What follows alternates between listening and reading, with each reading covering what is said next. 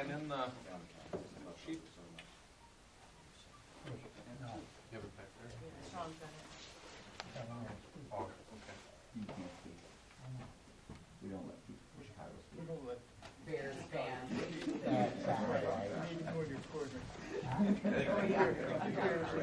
I'll grab it. Thank you very much. That sounds right. Are you still talking football? No. We ain't going to stop with him. He's talking the days that did You go. know. We're not talking football, we're talking Chicago Bears.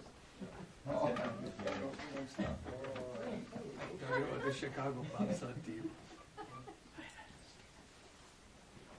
Hey, that's okay. After being up here for 20 years, I'm used to it.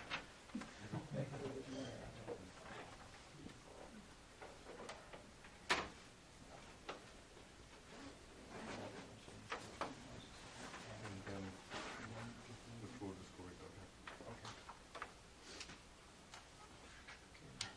We'll call the meeting to order. This meeting and all meetings of this council are open to the public. Proper notice has been posted and given to the press. In accordance with Wisconsin Statutes, so citizenry may be aware of the time and the place of the agenda of this meeting. We'll have a roll call. Sorry. Allenstein? Here. Brunner? Here. Edwards? Here. Gunderson? Here. Rasmussen? Here. Sandro? Here. All present. We ask if you all join us in the Pledge of Allegiance, led by Scott Rasmussen.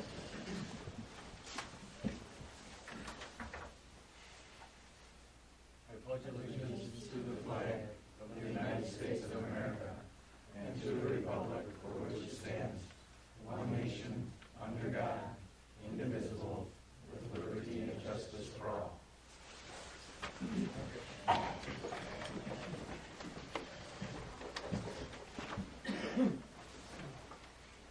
Okay, next we need to approve the agenda. I'll make just a quick note. We will add number 5C would be Mr. Ed Jelinski, who is running for county judge. Yes. 5D will be Reuben Larsen, and as a school board candidate. Yeah. Okay.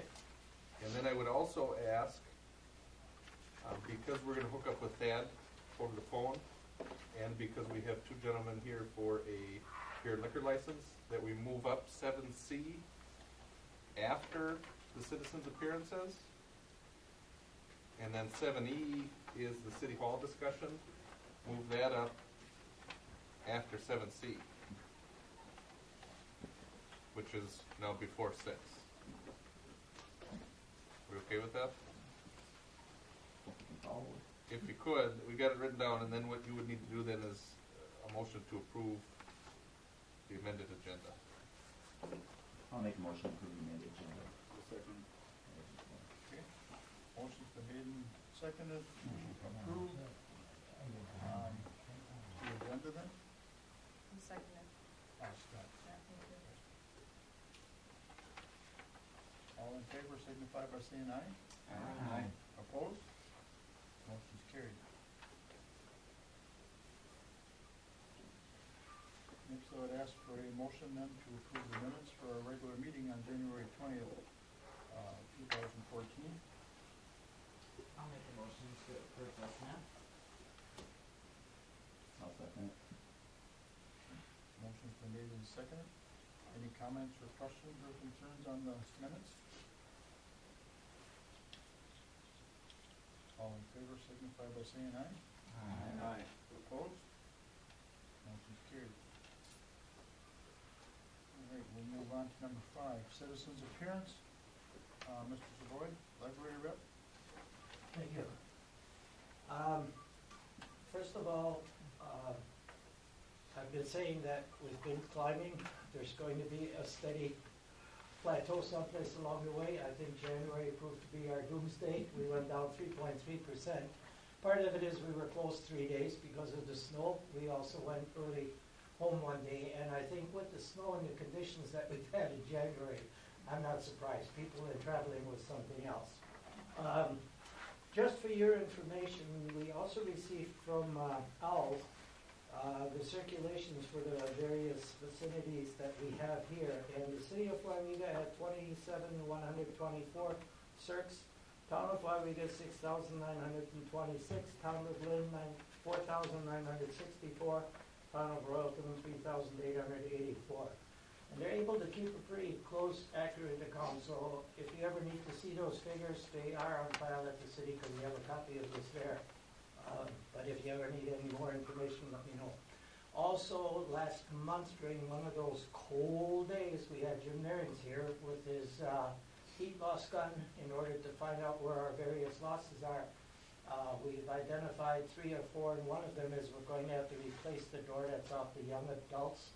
It's warped, and there's quite a bit of escape of heat there, and we have a few other issues where we need to do some better insulation.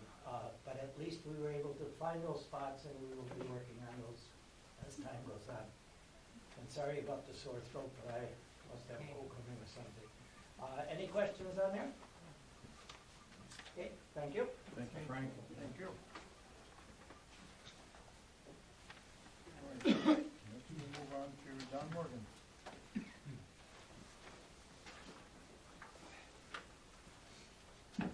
Well, I just wanted to give you a report. I haven't been here for 2 months. I think most of the interest on the county level right now is Lakeview Manor.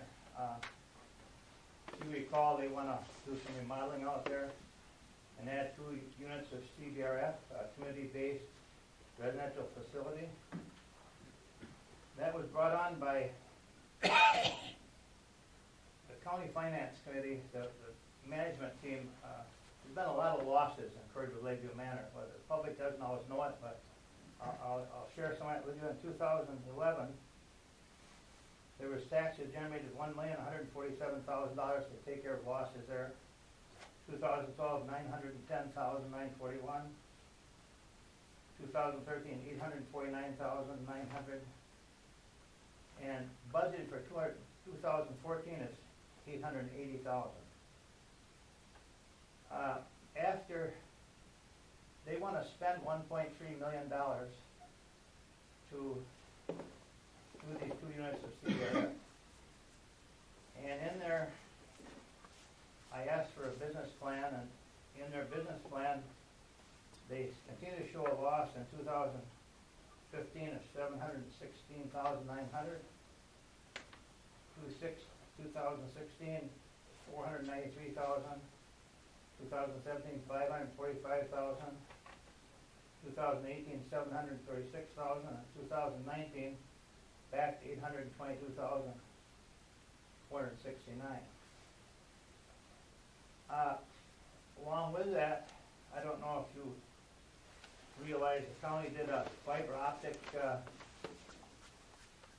plan a year ago where they want to bring fiber optic cable around to the county institutions. The reason for fiber optic is that you can do so much with it. It's VoIP technology. It's voice over internet technology, and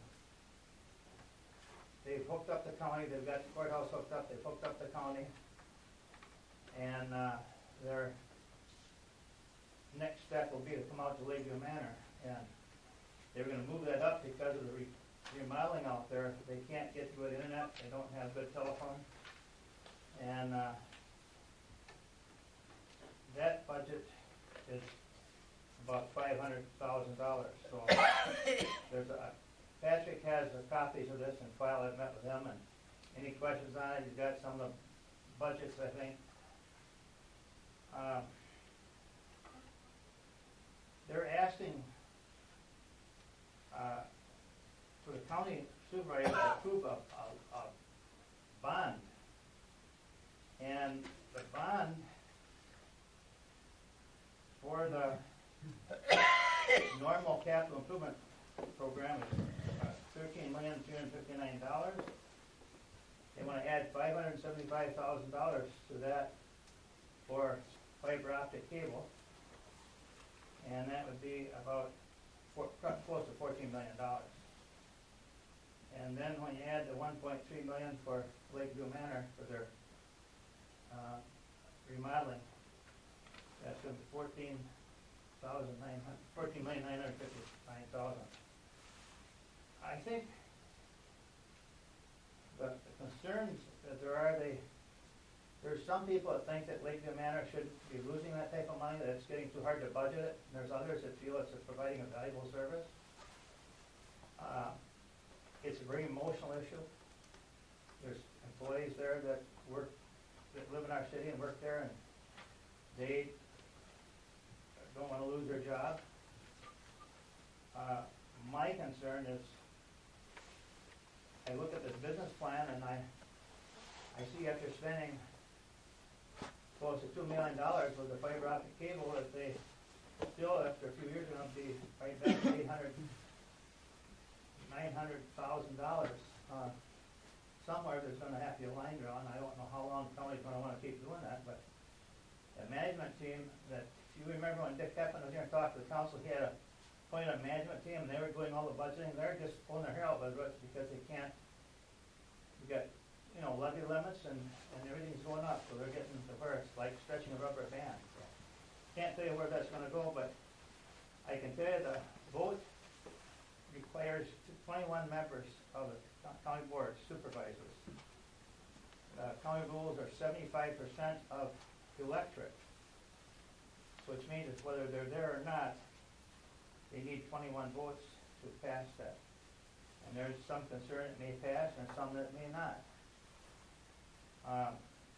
If you have an interest in that, you may want to go to that county board meeting. It was going to be the meeting in March, but I was told by Mary Robbins this week that this past week that they were looking to have a special meeting perhaps for passing the bonding all of its own, special county board meeting.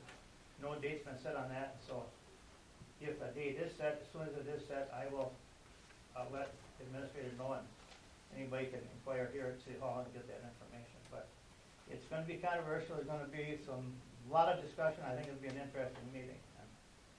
And with that pretty much, one of the issues I worked on, the county Lakeview Manor Committee wanted to sell the farmland around Lakeview Manor to use that money to pay for some of this remodeling. And they felt if they could get enough money out of the land, they wouldn't have to bond, and therefore it didn't require a 3/4 vote. I sat and met with the administrator and said, Pat, what's the best interest of the city? We put sewer and water out there. They want to get the land on the tax roll, but agriculture only is assessed at $175 an acre. What's in the best interest of the city and the county? And we both agreed it shouldn't be put into agriculture. It should be left the way that it was, not be sold. So I told Pat I would do the best that I could and see if I couldn't get the idea of selling county land off the table.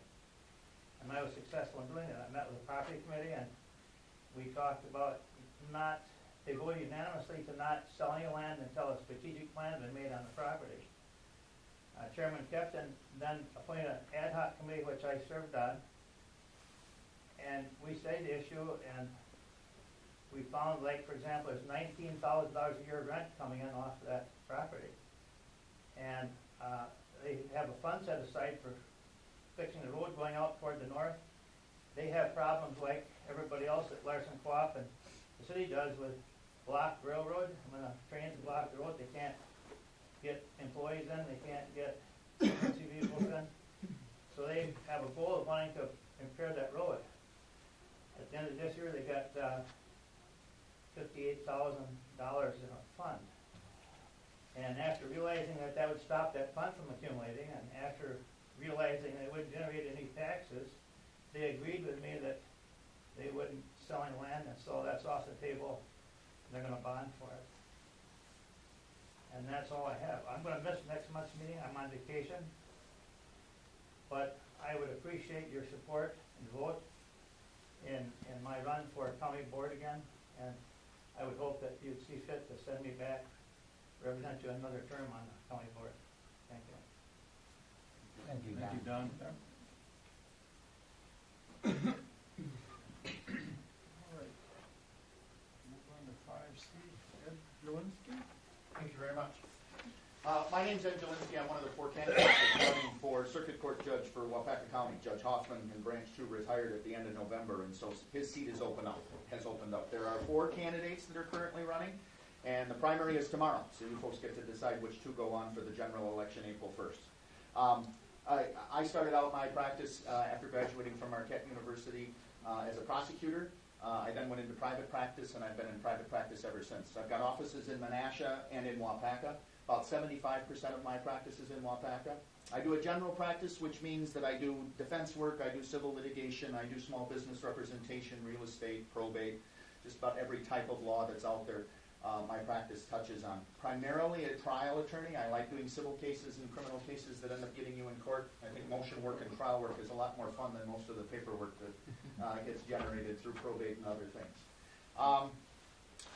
You guys have to decide who you want for your next judge. And it's difficult to do because you can't pick the Democratic or the Republican platform and pick some issues that distinguish yourself from the other candidates. We don't get involved in those issues. You're talking about a trial judge. So a trial judge does trials, settles disputes, and rules on legal issues in front of the court. So, how do you make a decision about what the next judge should be? Who's the best candidate for the next judge? I suggest that you take a look at 2 issues. One is experience, and the other one is judgment. So, in terms of experience, I have a general practice. I've done both prosecution and defense, as well as civil litigation. I've got over 45 different attorneys and judges who are supporting me. I'm the vice president of the Waupaca County Bar, and the president of the Waupaca County Bar, Angela Bolter, is currently on my campaign committee. Steve Shambo, I don't know if you know Steve Shambo, he's the treasurer for my campaign. I think that all of the candidates in this election have the ability or the necessary experience in order to be able to handle the job. So you have a particular set of facts that come in front of the court. You have to apply the legal standards or the legal tests that have been set down by the higher courts to determine which party is in the appropriate legal position. I think all of us can handle that. All of us have been around for a long time and have done a lot of practicing the law. So we can handle those basic issues that the court faces. But I think the more important issue is judgment. So courts don't only rule on the law. Courts also sit in equity. Examples. If you're in a divorce, what happens to the kids? If you're the victim of a crime, what is the punishment for that criminal offender? Is appropriate restitution given? Are you made whole? Do you think that the sentence was just? If you've been injured, what's the value of the injury? What's the value of your lost wages? What's the value of your pain and suffering? These are all issues that judges have to deal with on a regular basis. Most of you, if you go into court, it's going to be probably the one or two times that you've ever been in court in your life. And it's going to be an incredibly important issue for you. The worst thing in the world is to walk out of court and feel like the other side was able to lie to the judge and get away with it, or that the judge wasn't prepared, or that the judge didn't care, or that you didn't get an opportunity to state your case.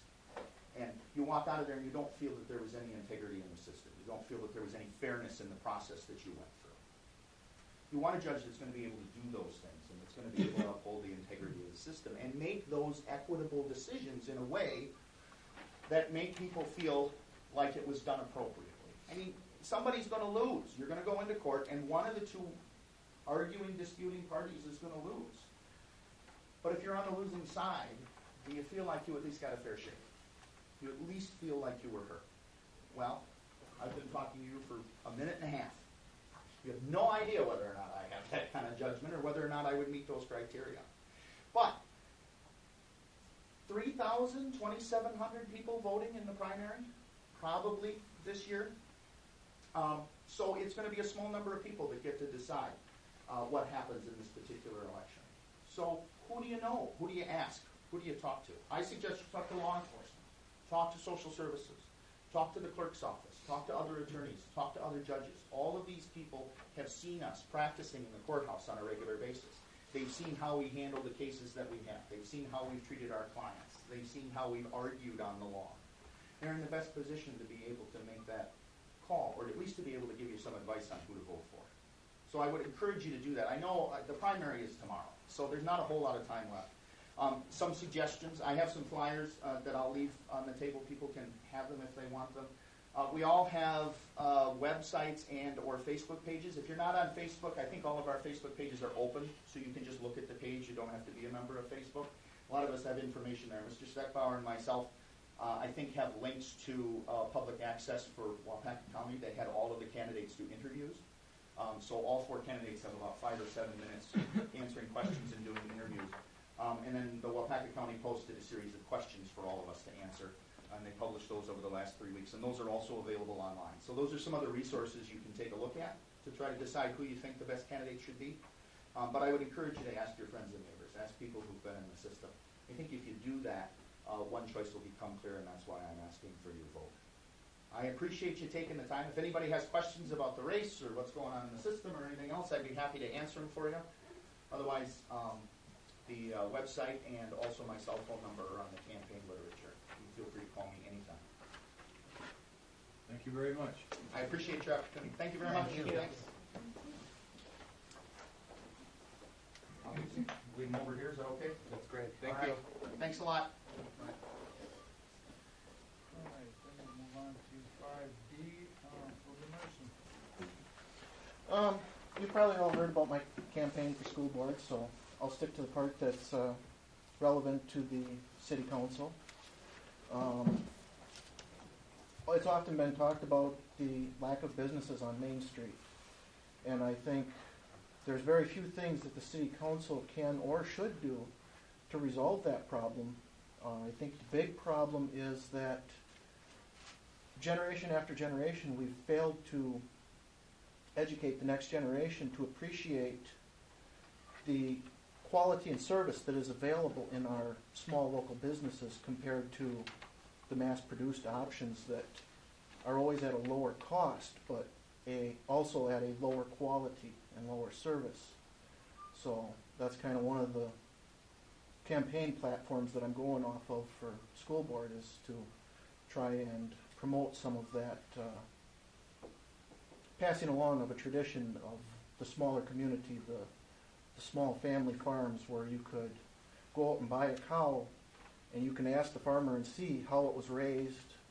You can go then take it to a butcher that you can talk to personally and see how that process goes, to where you actually know from the grass out in the field to your freezer what that product is that you have.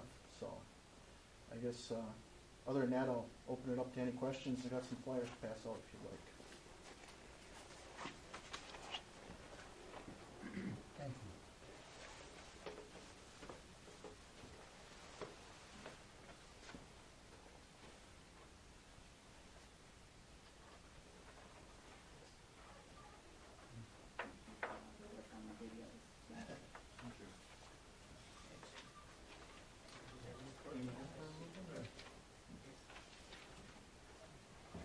I do. Mr. Larsen, Yes. what is your opinion or your viewpoint on the current status of our educational system with the Weyauwega-Fremont School District? And what would you like to see done to make it better in your eyes? I think there's a significant room for improvement. There's always improvement in anything, but I think more of that specialization to our local community. I think there's some financial responsibility and costs that could be questioned, and to see if we can do things more economically.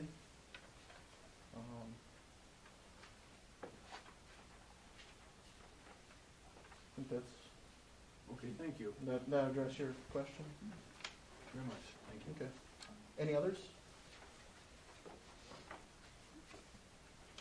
Thank you.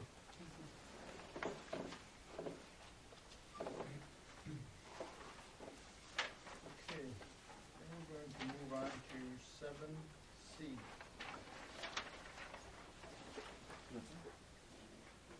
It's an application for Class B beer and liquor license for Haufschildt Brew House, formerly known as the Trading Post. There has been a transition between the Jeff and Jean Loehrke. They have been the operators of the Trading Post. They are looking to hand the business over, basically. With that, though, these gentlemen would need a brand-new beer and liquor license.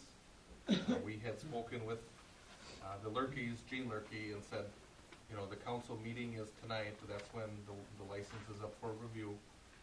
The police department has done their background checks. They have a recommendation after I'm done talking, but essentially, Gene had assured us that the business is running under the trading post's license as the trading post until the council is able to review the license and then act on it, which is what we're doing tonight. The two gentlemen, Brian and James, are here tonight. We moved it up. They have another commitment tonight, so thank you for moving that up in the agenda here. That's essentially what you have before you. I will pass it over to the police department.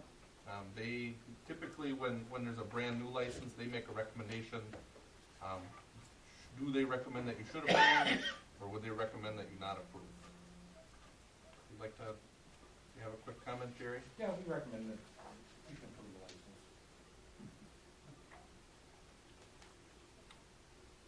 Any questions, comments? Perhaps if these two gentlemen would like to explain who they are, what they're looking to do. It's up to you guys if you'd like to open the floor. The way it was explained, you gentlemen are buying the business. We will be leasing it for 1 year Oh, until we can raise the money to buy it. okay. We were unable to come up with the money to actually buy it outright, but we worked with the bank. Which I is know how not that uncommon. goes, yeah. And we're able to get a lease worked out. How much experience have you had running a bar or a business? My mother and my stepdad had the trading post for 12 years, 13 years, plus 2 years prior to that they were in West Bloomfield. I've been bartending since I was 18. And that's how many years? 15, Okay. off and on. You have some violations on the record from both of you, do? How do you, how can you assure us that your respect for, the seriousness of running an establishment that serves alcohol will, be at a level that we can, expect to have the law on it?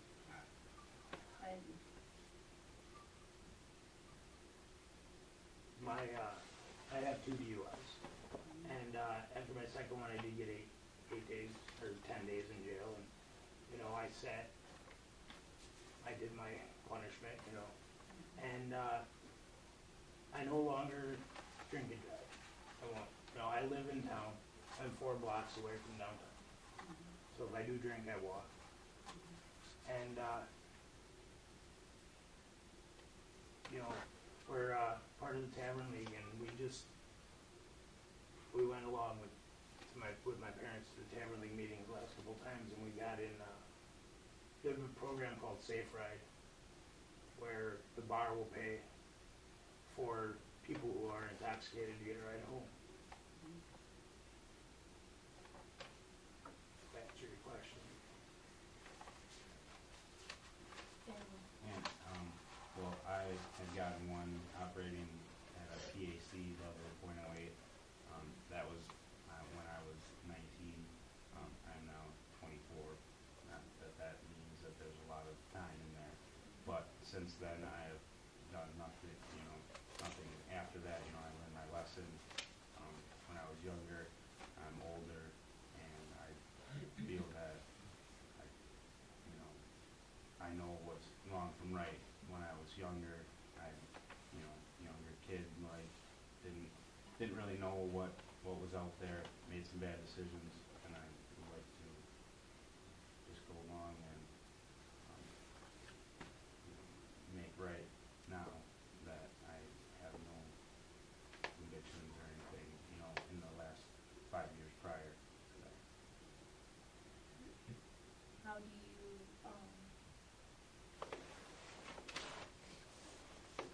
I just anticipate a lot of, peer pressure because of, your age, and, you know, how do you feel like you are prepared to handle that? You know, I guess, The law is you the know, law, you know, and when I was younger, made bad decisions like I had stated, and if, you know, now I know that the difference between having fun and breaking the law, you know, it's the law, you can't, you know. Have you attended the lead training for the Correct. safe Yeah, riding? yeah, I was there. Mhm. Me and him went together to the technical meeting. How many of those meetings have you been? Have you been a member of the league? We are not currently personally? members, we just went along as guests. And how many of those meetings have you Two, attended? so, since we decided that we were gonna try to take over.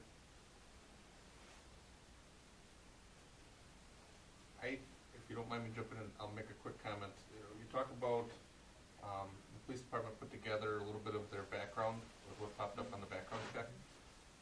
Our ordinances state that you don't automatically just get a license if you want one, even if your record's clean. If you have violations on your record, you don't automatically get denied either. It's something that you as a council can consider the severity. You've asked questions about, you know, what have you learned and how does that work? It's not up to me to decide if that was a good answer or a bad answer. It's up to you guys. But I just want to make a quick point that what they consider to be habitually a law offender would be arrests or convictions of at least 2 offenses substantially related to the licensed activity within the last 5 years. Some of those convictions or notes are from outside of that 5-year range. So I just wanted to point that out. That's in your packet. I do have a question for you two guys, if you don't mind me asking. Later in our agenda, you have both Jeff and Jean, your mom and stepdad, are applying for bartenders or operators licenses Yeah. for the facility. They've been running it about 12 or 13 years. Can you comment on how involved they will be, or whether you'll be leaning on their experience? I would imagine you would, but can you comment on that a little bit? Well, my mom's been, we're planning on, you know, her to semi-retire. I mean, my stepdad just turned 60 and my mom will be 60 next year. But my mom plans on working 3 days a week, cooking, helping my wife out, learning the kitchen and ordering for the kitchen part of it.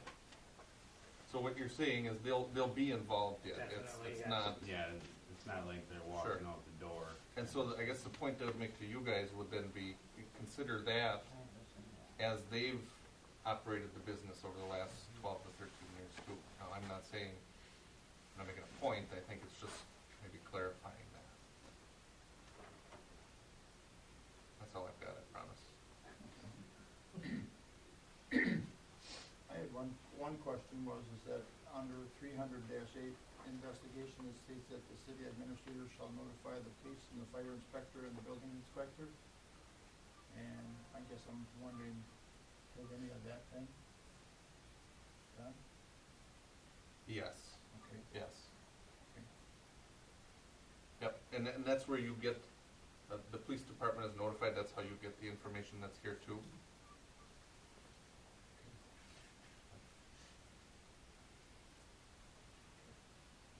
And then according to what I see here with a couple of the license, they were approved and they weren't signed. We have it signed. The one operator's license application, we have the signed copy.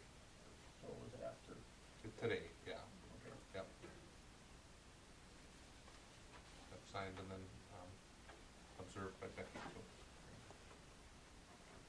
I guess I was just wondering how we could approve that, I mean, if it wasn't signed.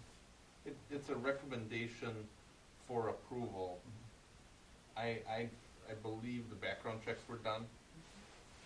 It's just a matter of the signature from the applicant, which we got that today. Okay. Anybody else have any questions? Comments? I just have one. Didn't we have a business here in town before? I owned back in '04, I owned a video store. Right, yeah. Bad timing. Yeah, sometimes it is. Movie rentals was bad timing for that.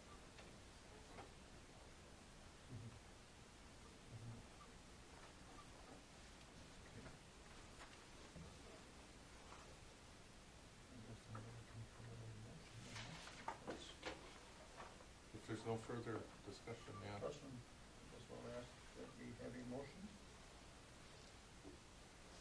I'll make the motion to approve the,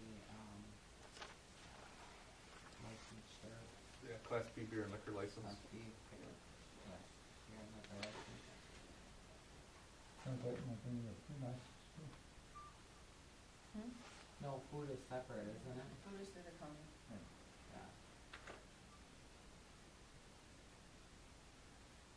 Well, before anybody seconds that, I want to remind you two gentlemen the importance and the responsibility that you are undertaking with this project. I wish you nothing but success with it.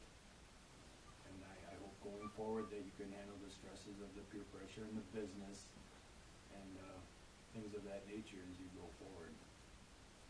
Because I'm sure with new owners it will be scrutinized a little more than normal. So good luck. Thank you.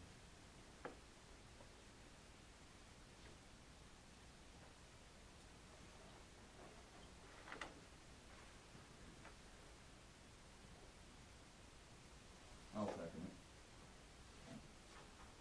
Have a motion and a second. On the floor, any other questions or comments?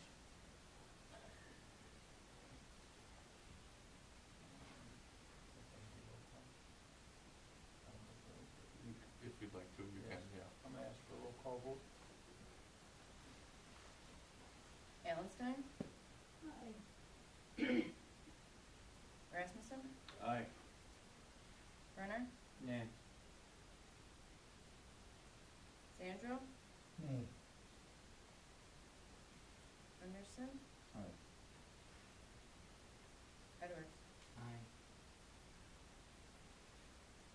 Passes with 4 ayes and 2 nays. Okay. Thank you. Thank you. We'll move on then to 7E. Discussion and possible actions on next steps for City Hall project. I am going to hook up, we're gonna have Thad Jelinski. He was going to drive out in this weather. He decided he would rather hook up on the phone, so I will get him right now.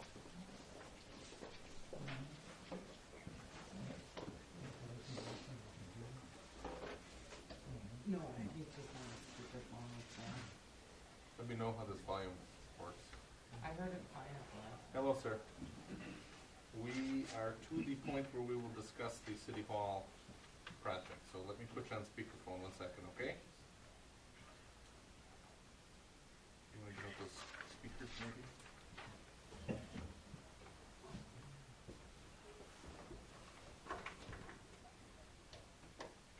We're gonna grab some microphones real quick. We're gonna amplify the sound.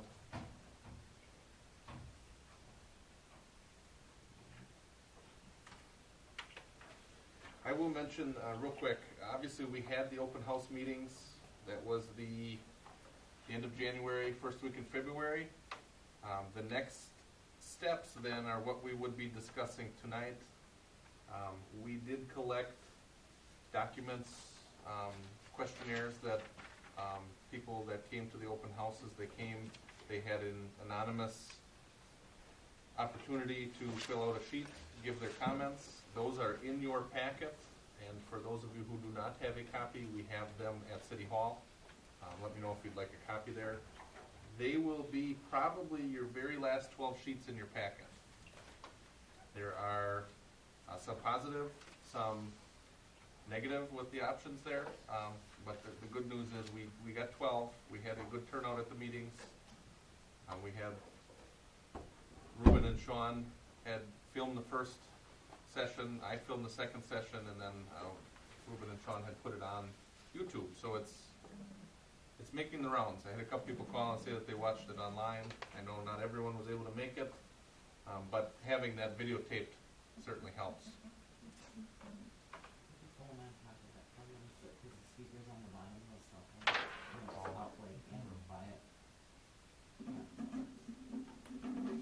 I hope. Okay. Can Thad hear us, or can we? Thad, can you hear me? Yes. Okay. And we can hear him, okay. Basically, what we're here now is the agreement you've had with Cedar Corp got you through the public information meetings. The project itself still stands, waiting for you to act on the next step. So Thad, if you'd like to make some comments, Thad has put together a proposal for the next steps as well as a long-range timeline. You know, however the project looks in the end, how do you get there where you're turning the key, opening a brand new building? He's proposed that out for, it's roughly 2 years, but I'll turn it over to Thad. Right, appreciate you guys let me participate via the telephone. It was a little treacherous out there tonight, but I mean, I put together the proposal like Bechard said. We've gotten through step one, which is some of the conceptual designs, the renderings we completed. We went through the floor plans, we refined those to take to the public informational meeting. We did that. As Patrick said, we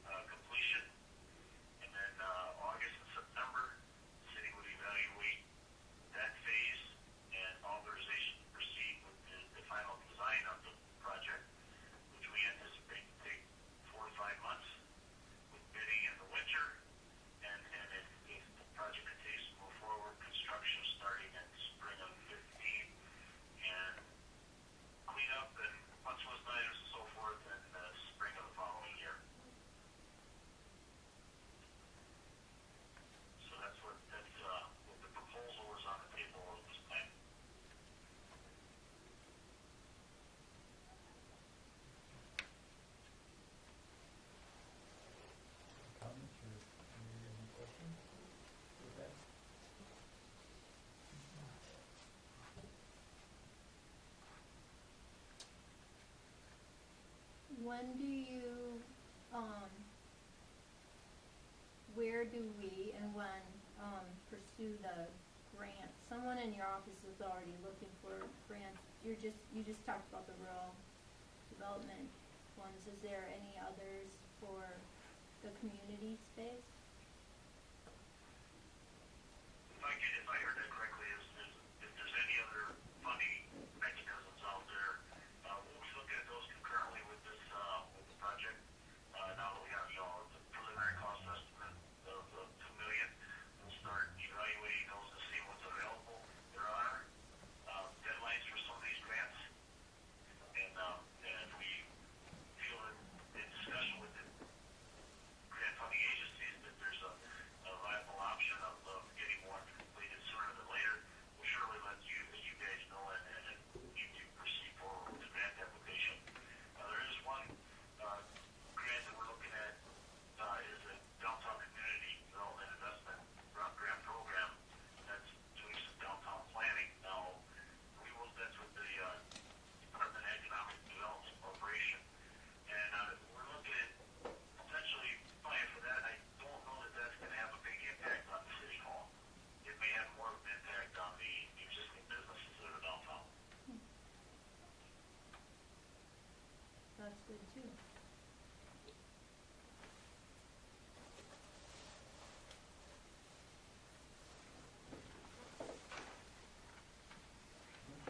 Part of this too, I'll just make a comment, when you're looking at the schedule, phase 3, we're not looking at that yet. Right now we're looking at potentially phase number 2, which is, the schematic designs, structural and existing conditions, design development would be partial. What they're proposing in step 3, and Thad, correct me if I'm wrong, essentially the final design, this is your project, is what we will, if we follow this schedule, we would get to by December of 2014.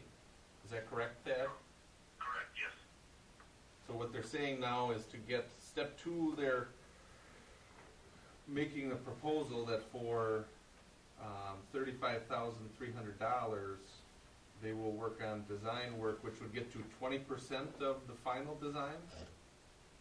Right now, yes, just be at 20% of the design plans. And that's going to help. And I know I'm probably repeating a little bit, but when we talked to Corey, Thad, myself, and Corey, we had mentioned the more thorough you can get with your plans or with your designs, the better cost estimate you can get.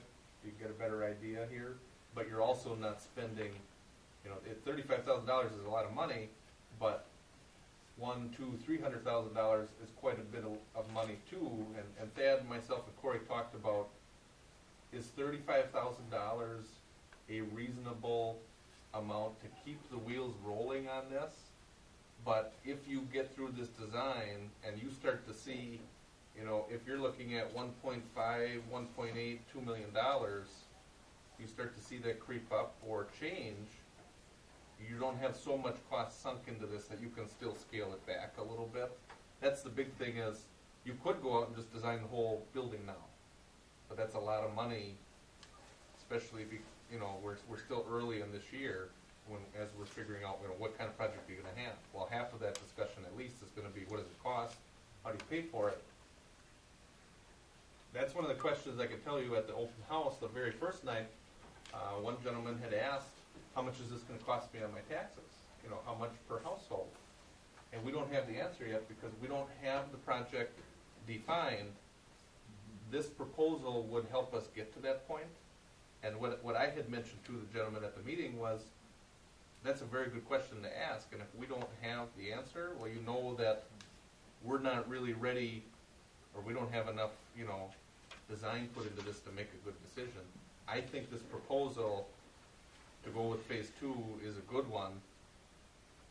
It's $35,000, but we're creeping up to the point here, though, that if, regardless of what the final project looks like, pretty soon we're not going to be able to get by saying, well, let's throw $5,000 here and see what it does for us, and let's put $3,000 here and see what it does for us. We've done a lot of the maybe low-hanging fruit on what is the layout, what does the outside kind of look like. This is where you're getting into the more technical plumbing, electrical, HVAC. Do those things fit into the concept you've put together, and I'll be honest with you, it's not cheap. But if you want to go forward on the project, I think looking into this proposal is a good thing to do. Yet you're also not too far spent overall that, you know, you're not really married. The council itself hasn't actually voted on what is our project. This is more information gathering, you know, and to gather that info, it's going to cost you money. So be prepared to accept that, I think, if that's how you want to It proceed. costs a lot of money, Yeah, yep. because I'll tell you, right now, plumber comes out, or electrician comes out to a private home,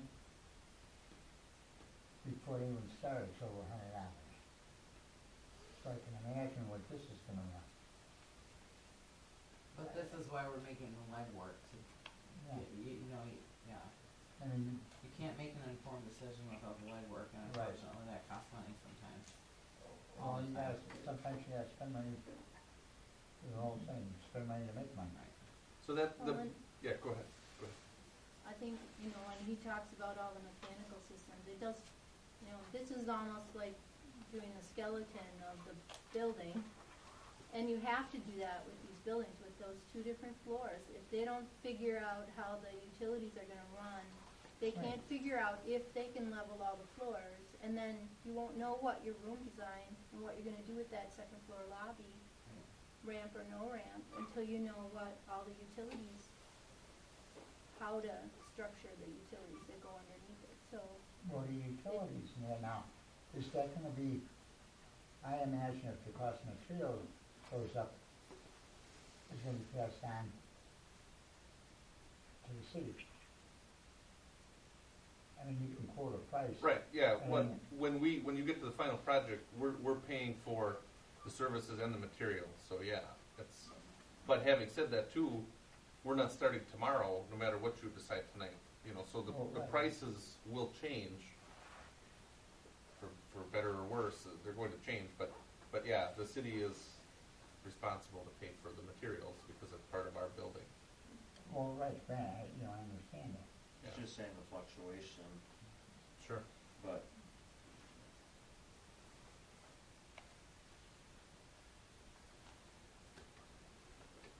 Unless you'd I like mean, to. you know, we have a contingency built into the estimating simply because depending on the bidding atmosphere, when you put the project out for bid, that can make a difference in the cost.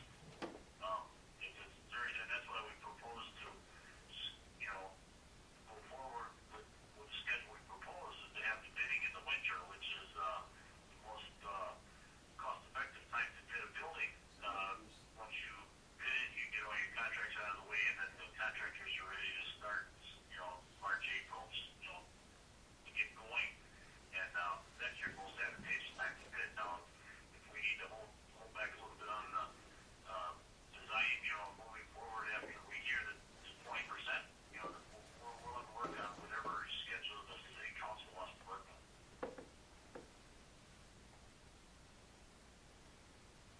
So essentially, the proposal that's in your packet is phase two, get to a 20% of the design, starts in February when you approve it, if you approve it tonight, and then Cedar would plan on coming back to the council meeting in July. Roughly 4 months of work, and then they'll report back to you. They've got in here 4 meetings with the council because of the amount of time here from now until July.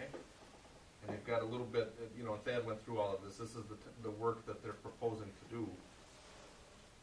And I will just say, essentially, if you're looking to move forward, to get to a point where you know how much this is going to cost, what it's going to look like, you don't have to absolutely do this, but it's certainly something that you're gonna end up doing eventually, All right. you know.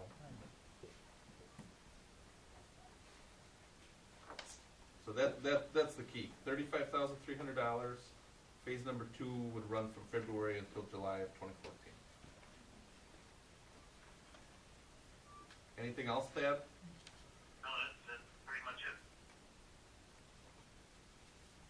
Any other questions?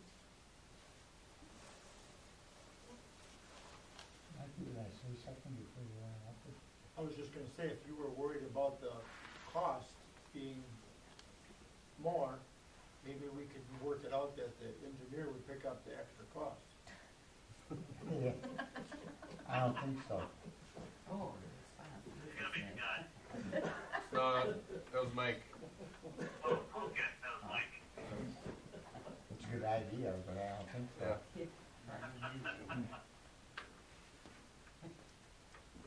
You know, the one thing is we look to present the information in July, and then we propose 2 months in there, August and September, to work with Patrick and your financial consultant to run scenarios on how it affects the residents on, pay for it.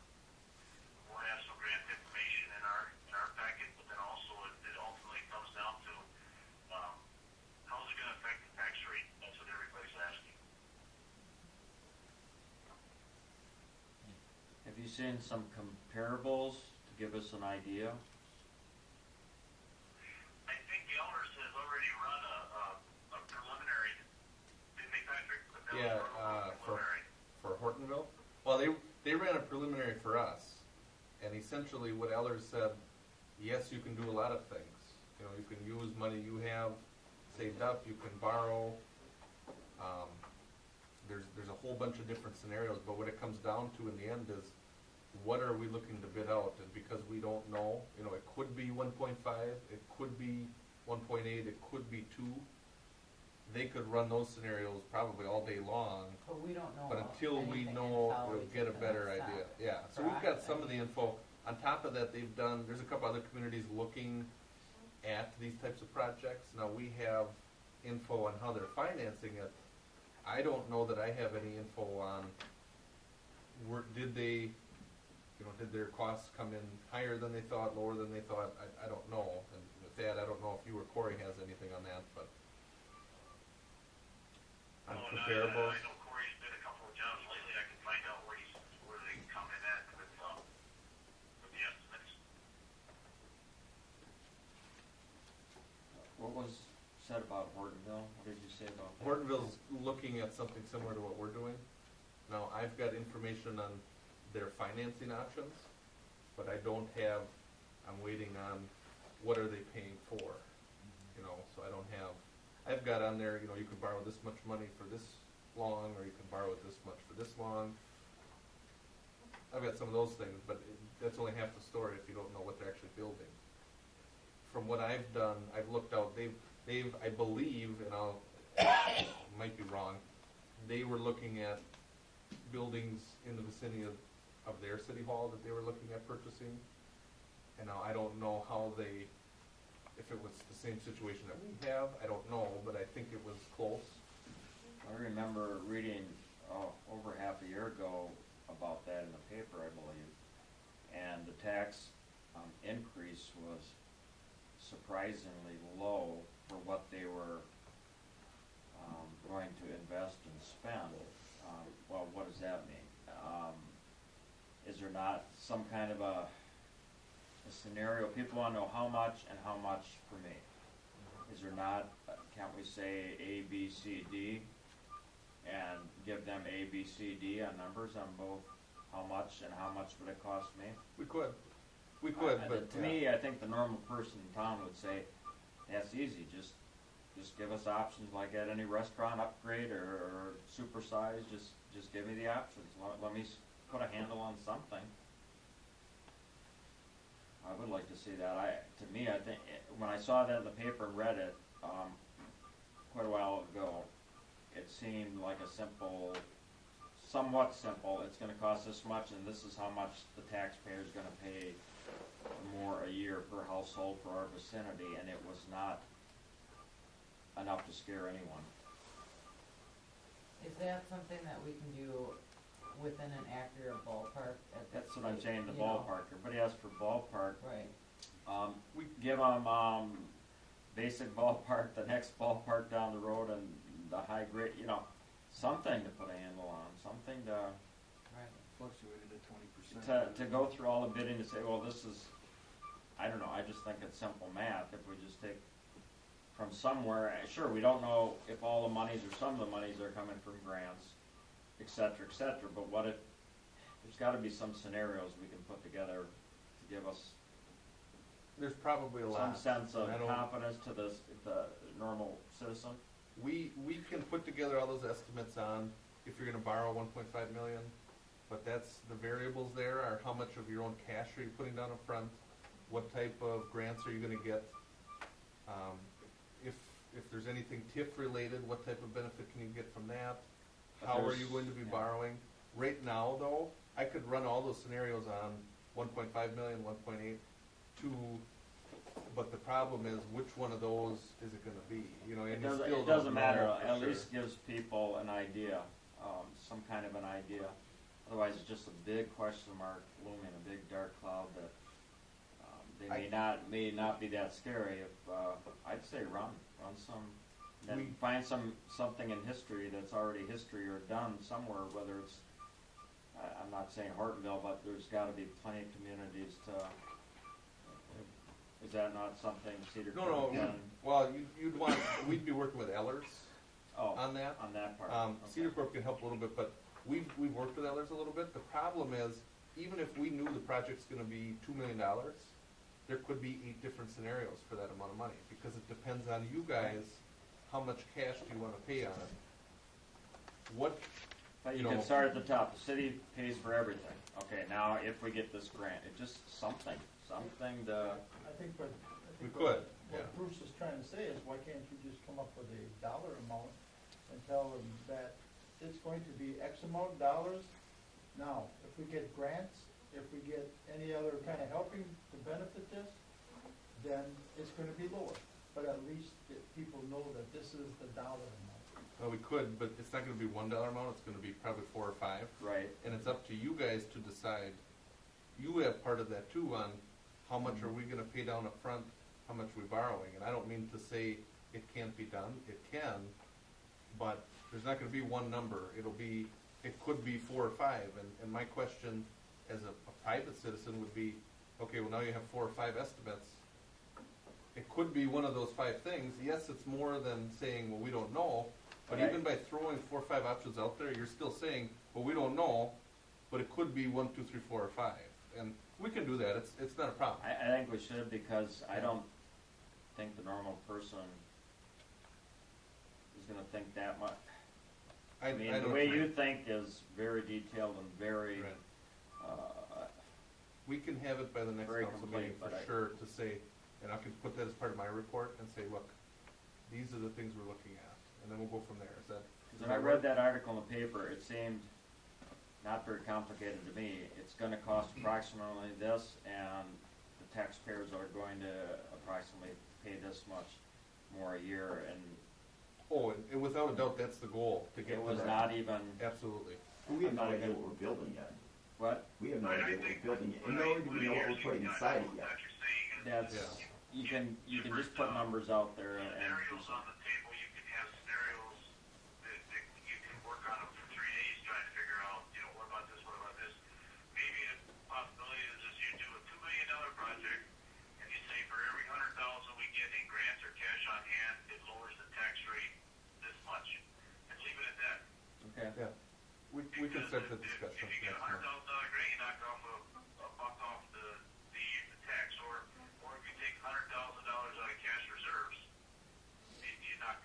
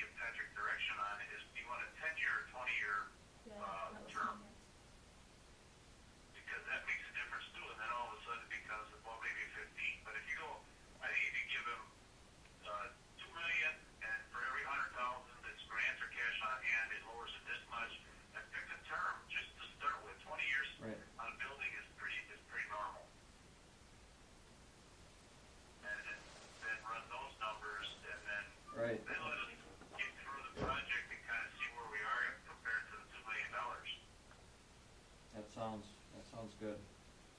We will, how about a compromise? We'll start that process for the next council meeting, if that's okay? It's just something for us to see, Yep. just kinda, instead of this, well, we don't know. And even at that, Someday just, we just might. so you know, it's still gonna be, we don't totally know, but we're getting there. Right, I mean, I've had so many customers say, you know, this is about the style of house I want. How much per square footage do you think? And by reference Right. from myself and others if need be, you do get in a ballpark, and then they at least know if they can go forward. And sure, they always add something. They always make it a little bigger than they think, but they're aware of that's their choice as they go. At least they have a starting point. I mean, and sure, we don't know every little thing going in, but I think it's doable to get something. Oh, yeah, and we have something. Starting it's just- something to yeah. starting something, if you will. Yeah, we have info already, so that it won't be Okay. too hard to get that moving. Yep. Okay.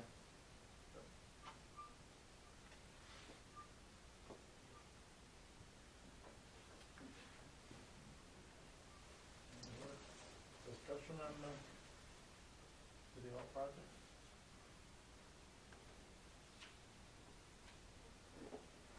You need a motion to proceed with this engineering thing? Well, there is a authorization to perform the services. Essentially, the authorization is the design phase 2, which is in the memo that you have on all of it. That's actually more detailed in your packet. The authorization itself says design phase 2, lump sum of $35,300 for all of the work that's in your packet, and to start that schedule. So if you want to proceed with the design phase step 2, you would want to make a motion to approve the authorization to perform the engineering services for step 2. Yeah, so what I also prepared was the agreement for the entire project. So there's the one agreement for the entire project, and then we will put letters of authorization together for each subsequent phase as we go through them. So we're not, approving an agreement with 10 pages every time. It'll be one sheet. Just for tonight though, just this authorization on step 2.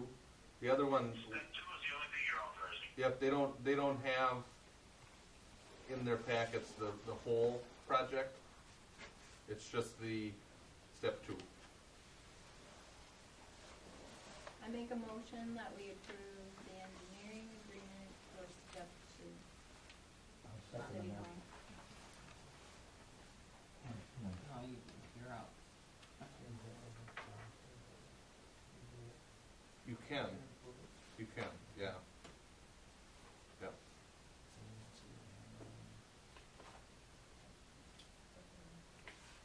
That's under the update, and it's, yeah. I know, but it doesn't say anything about the engineer or the consultant services. Well, it would be to proceed with step 2, yeah. Yeah. Any other comments, questions? We have a motion and a second. To authorize to perform the engineering consultant service for phase 2.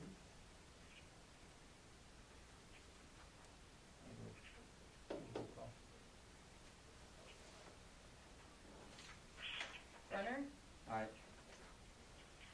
Rasmussen, Aye. Allenstein, Aye. Edwards, Aye. Gunderson, Aye. Zandro. Aye. Carried with all ayes. Okay, thank you, Thad. We will, on the restroom project, as that comes up, or with Public Works, I'll give you a call on your cell phone, if that's okay? Yeah, because I'm gonna head home now. I have my cell phone. Okay, sounds good. Thank you. I'll give you a call to follow up later, too. Okay. Thank you. Thank you. Thank you, guys. Yep, thank you.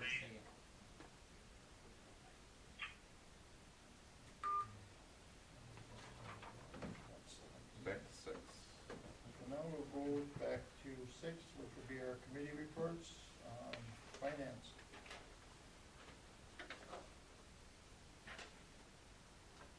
On behalf of the Finance Committee, we recommend approval of the second meter program for sewer credit eligibility.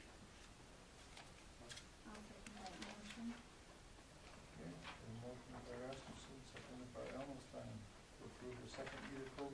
sewer credit eligibility. Any questions or comments? Just a quick comment. We've talked probably since I started, it's been about a year, on how do we give credits for summer watering. Almost all of the credits we've given have been estimates. This is to affirm you're going to require a second meter that's installed at the property, and the fee to obtain that meter and get it installed would be $75. The plumbing, to make sure that everything's adaptable, would be on the homeowner, and then our regular meter charge now is $5.70 a month, which is what people pay in the primary meter. That would be the fee to have that meter. In return, then, the goal of this program is people make a decision and say, how much am I going to water? How much sewer cost am I going to save? You compare that to what does it cost me to have the meter. On our end, I will tell you, it is and I pardon my language, but it's hellish to look at all of these estimates. And I bet you we had 4 or 5 different types of credits that were being given out. None of them were exact. Even the ones that had a meter, the meters that the city had been using were old meters that we didn't test on a regular basis to make sure that they were up to snuff. This program, it's essentially copying a program that other municipalities have put in. We don't have to have our guys go around and read these meters. They will all be galaxies. They will all transmit 4 times a day a reading to City Hall, so we can track exactly how much people are not paying sewer for their watering, and that's the goal of the program. You save the sewer charge on the amount of water you put outside. Yeah, but who's gonna install these meters? Our employees are not plumbers, but we install all of the meters. So right now, when there's a new construction, or if there's a meter change, well, it's 2 different things. A new construction, the plumber is plumbing up the house, they plumb it short of the meter. Our guys come to make sure that the meter is installed correctly, that it's not backwards, and that everything is all good to go with the galaxy reading. And then we do a quick plumbing inspection as well, too. So our guys will be installing the meters. Plumbers will plumb up the connections for the meters. This whole thing is, comes down to choice if you want. It's, right, it's not like everybody has to, it's just if you would like to If you be part of the do credit. a lot of watering, if you have a pool, it's to your fairly benefit. easy to look and Yeah. say, okay, I'm going to put 10,000 gallons into this pool. How much sewer am I saving just on the pool? You can then equate that to, I believe our sewer rate right now is $2.90 per 1,000 gallons, a little bit over $2.90. So on the pool itself, if it's 10,000 gallons, that's $29, $30 right there. The monthly charge on this meter would be $5.70. The install is $75. Now you could go out if people have a sprinkler system. If they water quite a bit, well then they'll know that they're getting an exact, all of the water that's not going down the sewer, they're paying for exactly, so they're getting a good deal on that end. And the city also knows we're billing people correctly for all the water that's going down the sewer, that we have to treat them too. Yeah, but my concern is, you don't know the cost of the plumber to come out that's gonna be doing this. Who's he gonna how much is he gonna charge the homeowner? And that's part of the homeowner's decision then too, to say, is this worth it for me to do this? Because isn't, you're hiring a plumber to run from that to your outside faucets. That's all they're really doing, isn't it? Well, what they're doing is something that you might already. essentially the water comes into your house at one point. It goes through a meter at one point. The second meter is a deduct meter. So right after that meter, the one line at some point splits. Yeah. And it heads to the outside Yeah. or into the house. The outside meter would be to the outside. Now there could be some plumbing that a homeowner would have to go down in the basement and say, okay, well how do my fixtures work? Do I need a whole revamp of my plumbing system? if you want a credit, that should be the homeowners, the onus should be on them to say, look, I'd like to save because I'm gonna put a lot of water out on my yard. What are the costs for me to do that? Right now, the city has said, well, we'll do all the work for you, you just have to Someone to basically, make some yeah, connections. yeah. What you're saying is the water comes in, At one point, because it goes through a meter. yep, Yep. and then it branches off, and it goes to the outside, or it goes into your house. Yeah, and that's a basic way of putting it, but at some point, That doesn't, I don't think you find many that are like that, because the plumbing goes through the house, and if it wants the cold water to go off to a spigot outside over there, and a spigot over there, them are two different, I mean, your whole house is gonna be on that. No, we've got it on ours, and it's specified runs. You have one We have dedicated two. line that comes right from the spigot all the way back to the meter. Oh, we've got like 3 spigots. But yeah, like he says, come over and look at it if you like, but. and that's, we got hung up a little bit on this going into last summer. I talked about it, I think, 2 months after I was in, and I said, well, how do we, this credit thing looks like a nightmare, how do we change this? But it was already April, and so we thought, well, we don't wanna change the rules now, because people are watering in April, May. And so I kinda let it sit, and I'll tell you, I took a beating myself for it, because then when it came time to dish out these credits, it took up 2 people for a week and a half, 2 weeks, going through and trying to figure out this credit process.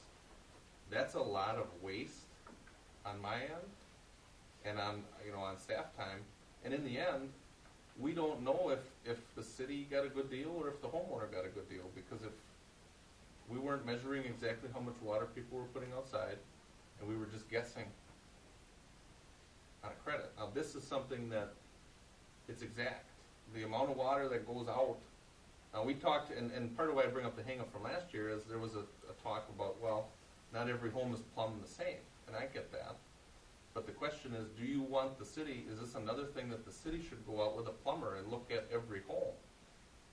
I don't, if you want to do that, we could, but that defeats the purpose of, is it in the city's best interest to make sure that we're billing everyone correctly? Or is it the city's job to make sure everybody gets the best deal? Would You not, can debate that, I think, but I know for Essentially- sure you want to make sure that we're metering all of our water and sewer. And essentially, this is an option, it is not a mandatory thing. Right. a lot of people that use the water never knew we didn't for, I forget how many years, my wife is the one that took the initiative, and they said, no, you're not even paying for outside water. Well, that's when we run that garden hose in the summer into the kitchen and use, no, I'm kidding, but it, But now, if it's up to the homeowner, they have to pick the plumber to come out. Right. Well, And or it's- if, and if it's the a city total guys choice. give a general idea if it's I they would say no, because they're not licensed plumbers. No, but they could give them, there again, an idea like, yeah, I can We see don't it's not wanna much, give now out have professional a, advice. No, because then That's it's a, what- no, but, yeah, you're right, I was gonna say, the next step would be to get a plumber, but, Yeah, we don't wanna say to Okay. them that they're gonna, because then we'll be on the hook. well, he said, yeah. Yeah. And when I do give ballparks out with bids, they always remember the ballpark, he said, you don't have, they yeah. always remember, Yep, well, you said, no, exactly. And, go ahead, yeah. Just a clarification, you had said that the meters were old, yet I have a brand new meter that is less than 3 years old when it was brought to the house. But So the when city it was, must have bought brand new ones. no, are you talking about, is this a Separate hose, meter. a hose meter? Do you put Yes. it on your hose? Yes, I'm Those- speaking on the outside. To my understanding, our meters run on 10-year cycles. That was a meter that was in a home and taken out of service and then cobbled together to work as an outside meter. This was a brand new one. When that was delivered, that had never been used before, and that's less than 3 years old. I don't know on that. Meter? Or do the guys come out and read it? They've If come it's out- on your They hose- have come out to read it. Yeah, It's but one it's that I not have the to new take Galaxy inside. meters. The new Galaxy meters we read right at City Hall, off the computer. Okay, Yeah, if they have to read it, and I think the city's in like year 6 of any meter we buy is a brand new meter that transmits, when they say Galaxy, that's the brand that transmits to City Hall. So if they have to read it, it's likely at least 6 years old. Well, those Galaxy meters, everybody's gonna get one. Yep, it's a 10-year process to get the whole city over, and we're about 70% of the way through. I will tell you, there are things I've learned about credits if someone has a leak at their house. We had one gentleman had a leak. 4 times a day, it reports to the office and says how much water they've used in the last 4 hours. Yeah. One guy had a leak, went home after work, and jiggled the handle on the toilet.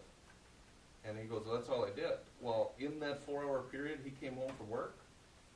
This Galaxy system said, there's no more leak there anymore. And any other way, if you were just on a regular meter, if somebody came into the office and said, well, I jiggled the handle and it's fixed now. There's no way. I called people that I know that are engineers and public works directors that deal with this, and they heard of the Galaxy system, but they couldn't believe we were so advanced on it. And I explained to him, I said, well, this guy jiggled the handle, fixed his leak. Well, there's no meter, so, I mean. And it was, Go ahead, Dan. no, it's the Galaxy meter itself. We don't have our guys walking through the neighborhood either. I mean, that's Right. another benefit too. So, yeah. The homeowner pays for installation fee, right? Right, Yeah. and the reason on that is because the city has to pay for the meters, and the meters themselves are at least $200 a piece. So if you go to get a new meter installed, the city's already paying $200 to get that meter for you. So how much does that cost the homeowner? Well, we don't, it's included in the rates. It doesn't cost anything more than your usage. What we're saying is $75 fee to install it, because otherwise what would happen is if we only charge $5 a month, people will put it in May, take it out in September, and then pay $20 every year and then keep doing that. So that's sort of, the intent isn't to make it expensive or so expensive that people won't take it in and out, but it's at least, how does the city recoup their cost, and how do you put it on the consumer to make an informed decision? You just lost me. No, that's okay. The city's not making money on those installation fees, I'll tell you that. Right. When you say Galaxy, that's for, in the house, for the water you use every day. No, every meter we have, right now, if you don't have a second meter, you only have one meter. It's a Right. Galaxy meter, so that the Galaxy term is, it's a new meter that transmits itself to the office. So if we put in a second meter, we would make sure that both of your meters are Galaxy, so that we don't have to come by and read that. Because the goal anyway in the city is to get everyone on Galaxy. Right, but what you're saying is that the Galaxy meter, that registers the water you use in the home. Right. Right. That's gonna be replaced. Or no? No, this is just an additional. Just- Every meter you have is gonna be a Galaxy meter eventually. Okay, all right. A second meter only measures the amount. How this works, you pay for all the water coming into your house. The Right. Galaxy going outside, the second meter registers how much goes outside. It deducts sewer charges for that. Does that make sense? Yes. Okay. Yeah, how many Basic, we're hours? metering the water that doesn't go down the sewer, is the point of this program. Yeah. Okay, I was just, I get Yeah. so confused at times. Oh, yeah, and questions are good. This is not a perfect program, but it's a lot better than what we've had, by far. And I like it, I'm recommending it. It's always something you can come back and review, but I feel good about Where are this we- as it's presented right now. Where are we at? We have a motion for it? You do not have anything Oh, yet. okay. Move we approve the second meter program. I'll second it. And this is optional. You don't have to have one if you Right. don't want it. Correct. Right.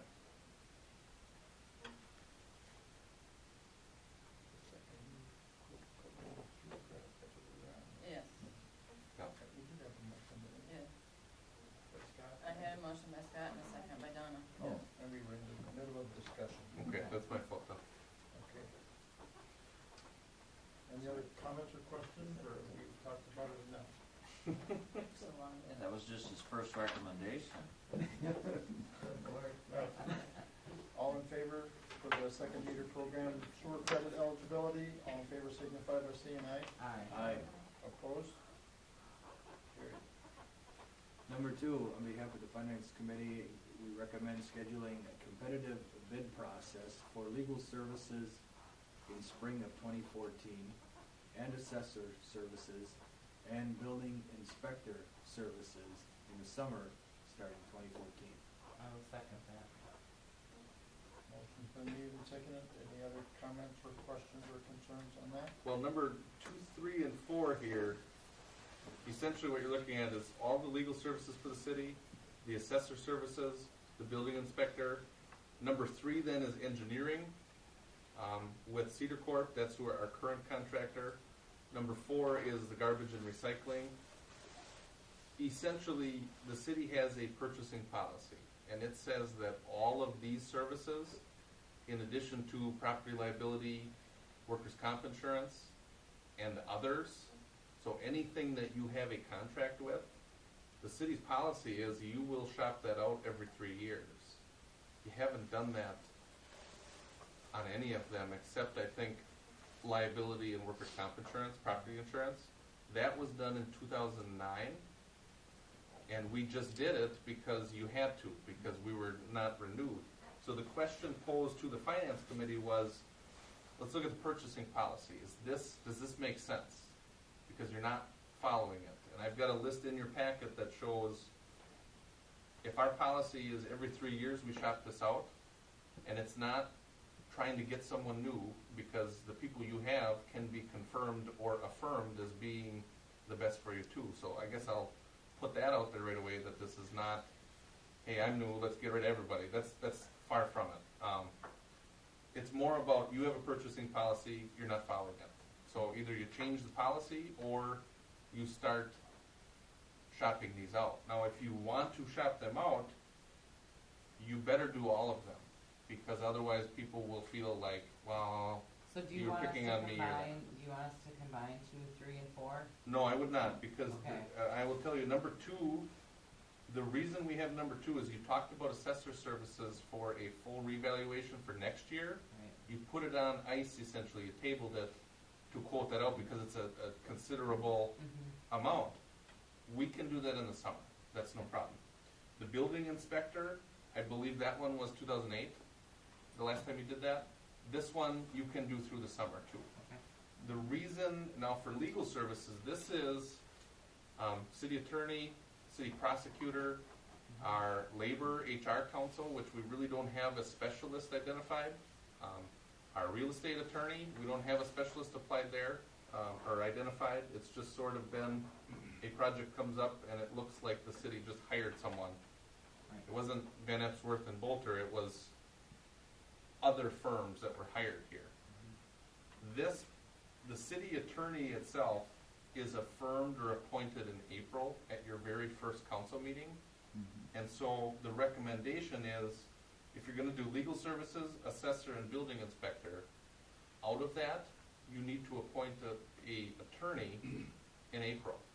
So in your packet, if you want to schedule this RFP in spring, I've put together a 3-page, if you're gonna shop out legal services, these are all of the legal services that the city has that we would like to shop out. Would you like to collect proposals? Now, it's not so overwhelming that anyone would be, not included. It's if your policy is let's shop it out, well, here you go. And let's get proposals, and I'm proposing if you want to look at that. It is page number 6, 7, and 8 from item 6A2. The timeline would be, if you approve it to be shopped out tonight, we would essentially collect proposals until March 24th. March 28th then, I would imagine that the Finance Committee would do the interviews, or that can be changed. It could be the mayor, the council president, myself, One idea that I found was at Waupaca, they used the legal counsel, the attorney for the League of Wisconsin Municipalities. She sat in on their process that they did maybe 10 years ago. I called her and said, would you be willing to do this if we move forward? And she said, well, that's the only time I've ever done it, and I don't do that anymore. But she did say that she would take a look at, you know, she'll give us a list of everyone that's qualified and willing to do this work, so we could cast a wide net if you wanted to do that. But if you want the finance committee to select or schedule interviews with firms, that's okay. I propose the interviews would be April 7th through April 11th that week.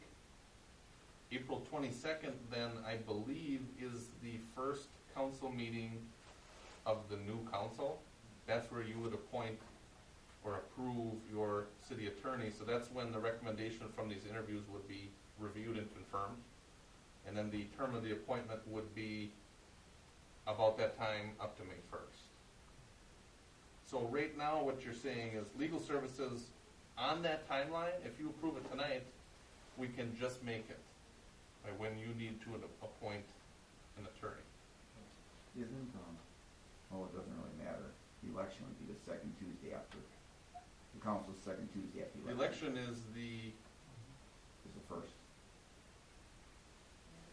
So 15th would be a council meeting, and we can modify that. but it doesn't matter. I don't know what I looked at there, but it's in red to be reviewed, so, It's But actually we can doesn't modify matter it. right now. well, right. But- Right. Because Tuesday is April first. Right. It would be at that council meeting. Yeah, it's in red to be caught. So that's the goal here. If you want to do legal services and assessors and the building inspector, this would be the schedule to look at it. And like I said, 3 and 4 we'll get to, but there's caveats there and schedules there. Right now, it's just number 2. Thoughts? All thought out. Got it. Motion and a second. Yep. Second? Okay. Any other comments or questions? What I would probably do is I would say, make this 2 motions if you wanted to. One motion if you want to approve the recommendation from finance. We also have the RFP here. Do you want to vote and approve the RFP too? Yes. Okay, that's in your packet. If you vote to follow this schedule, I would say we're running tight on time to allow the maximum amount of time to review legal proposals. Vote for that second after. But if you don't vote for the first one, that's moved, so.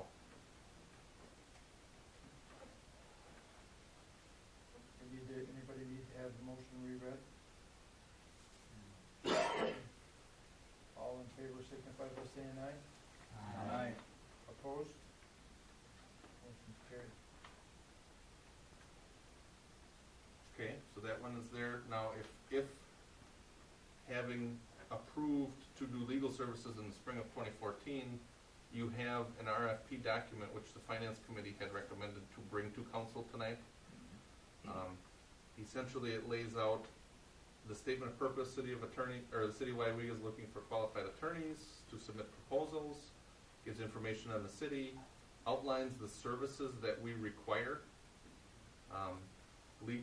basically legal advice, legal representation at your meetings when requested, draft ordinances, resolutions, bonds, other instruments that may be required by the city, prosecute local criminal actions before municipal court and circuit court as necessary, appraise city officials about changing laws and legal matters, represent the city as needed in any suits brought before the city, and to conduct other legal matters as determined by the city, including TIF and community development issues, others that may arise.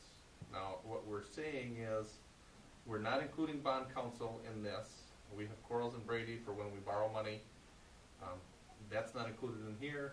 The city also reserves the right to employ any legal counsel when there's a conflict of interest or if an attorney with special expertise in a given area is needed. And they're leaving it up to the council to say, look, if we need to hire a separate firm that specializes in whatever pops up that we have that right.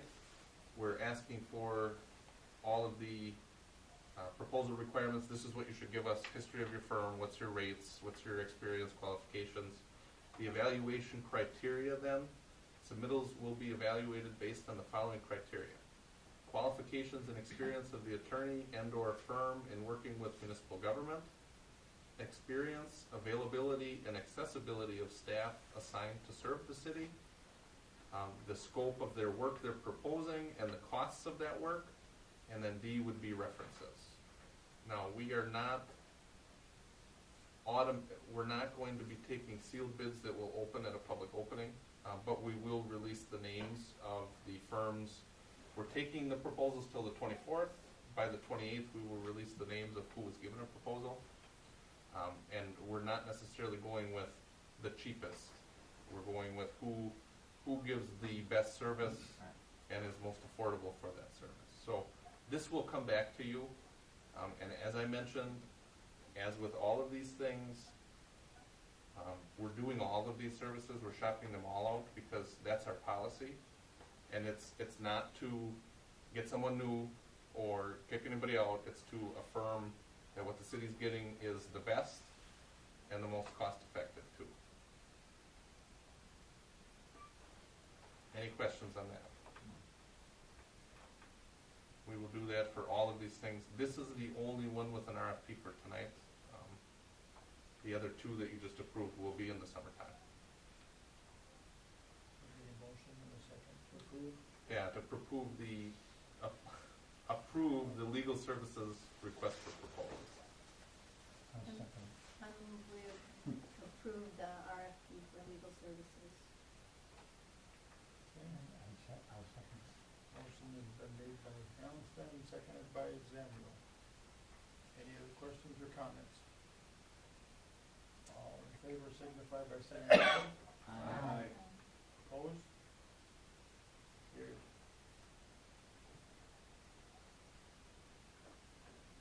Give me number one. Number 3. Yep. On behalf of the Finance Committee, we recommend modifying Cedar Corp's engineering services agreement to follow a calendar year and review in fall of 2014 for potential competitive bid process. I'll second it. Yep. The two, and I'll make the comment quick. See, we have 2 agreements with Cedar Corp.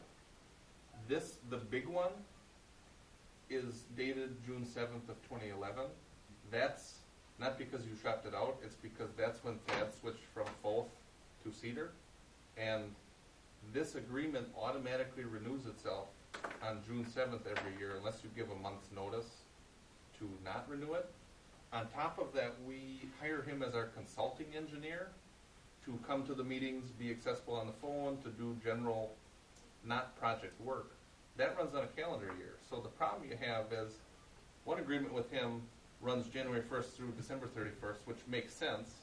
The other one, which is the big one, runs from June to June.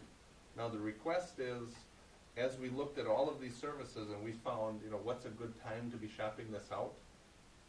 Right now you have Cedar Corp working on City Hall. You have them working on the wastewater treatment plant, which is coming it's back on. We have to work on that at Public Works. Now, my question was, there's 2 things.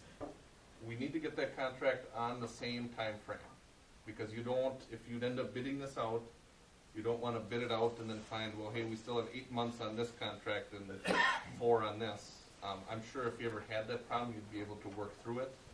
But what the committee is recommending is, we don't want to be doing an RFP on engineering services right now. We don't want them coming to us and saying, hey, we're a really good deal for you. This is what we propose to keep doing. We would prefer that they're doing the project work for right now, but also recognize that if we can get their agreement on a calendar year, we will review the issue in the fall. So that's the recommendation itself, is you're laying a track record here now that says every one of these services we're going to get to. We're not getting to all of them right up front. Engineering, is the next one, we will take a look at that. Number one, modify the agreement. Thad said that that was okay, and the only reason why we have June 7th is because all of his clients started with him with Cedar on June 7th.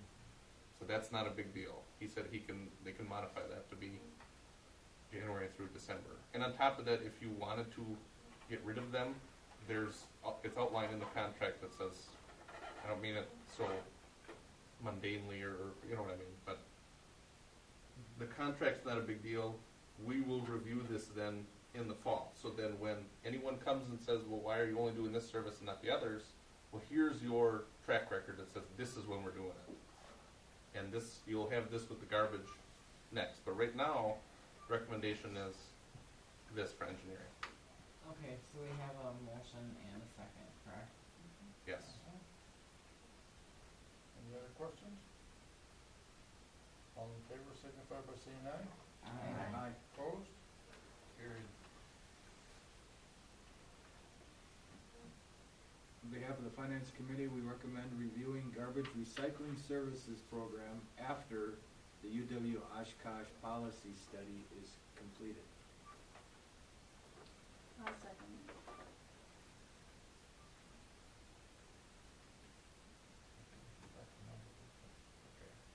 it. Yeah. Okay. The recommendation here would be, we have garbage and recycling services. We don't have a contract with Gratian. It expired before I got here, but they're still doing the work, which is good. I had spoken to you a little bit about the master's program I went to at UW-Oshkosh, that when we did this citizen survey, at some point we could get into that program and they could do the survey for us. They only have one class right now, and they are committed to the city of Oshkosh, so we couldn't get in on the survey for this spring.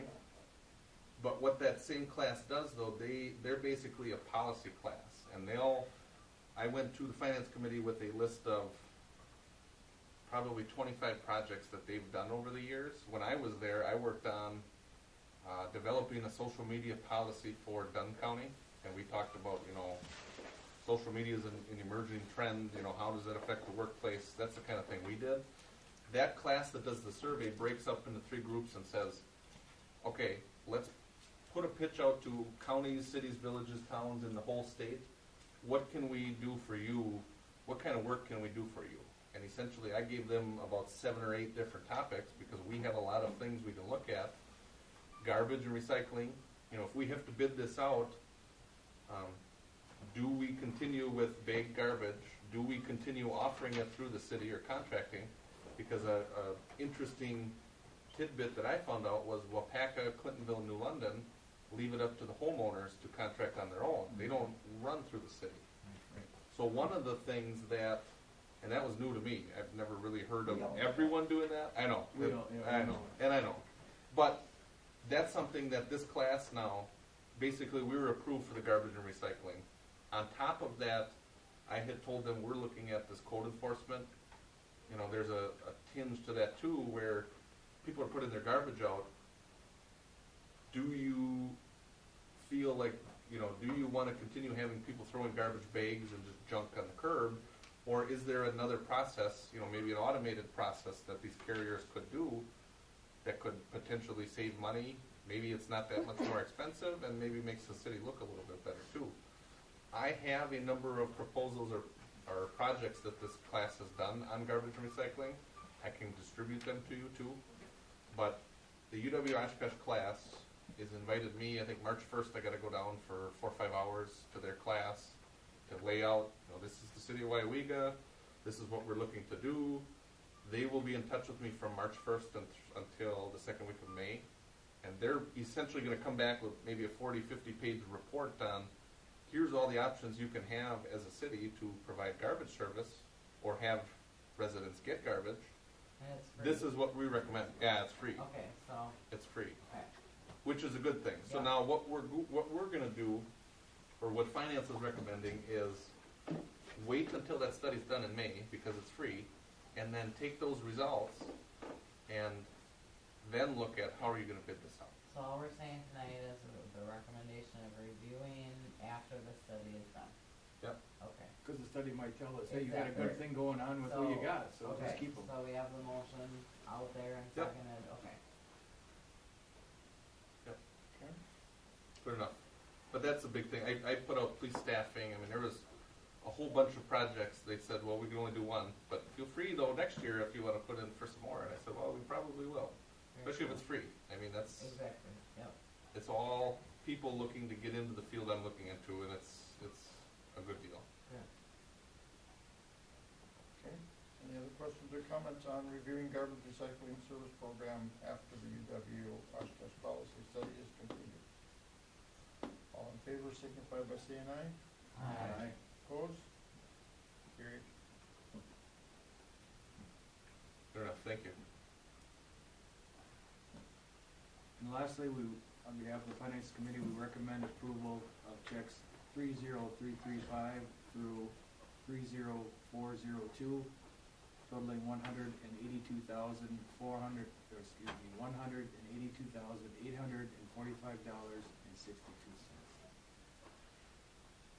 I'll second.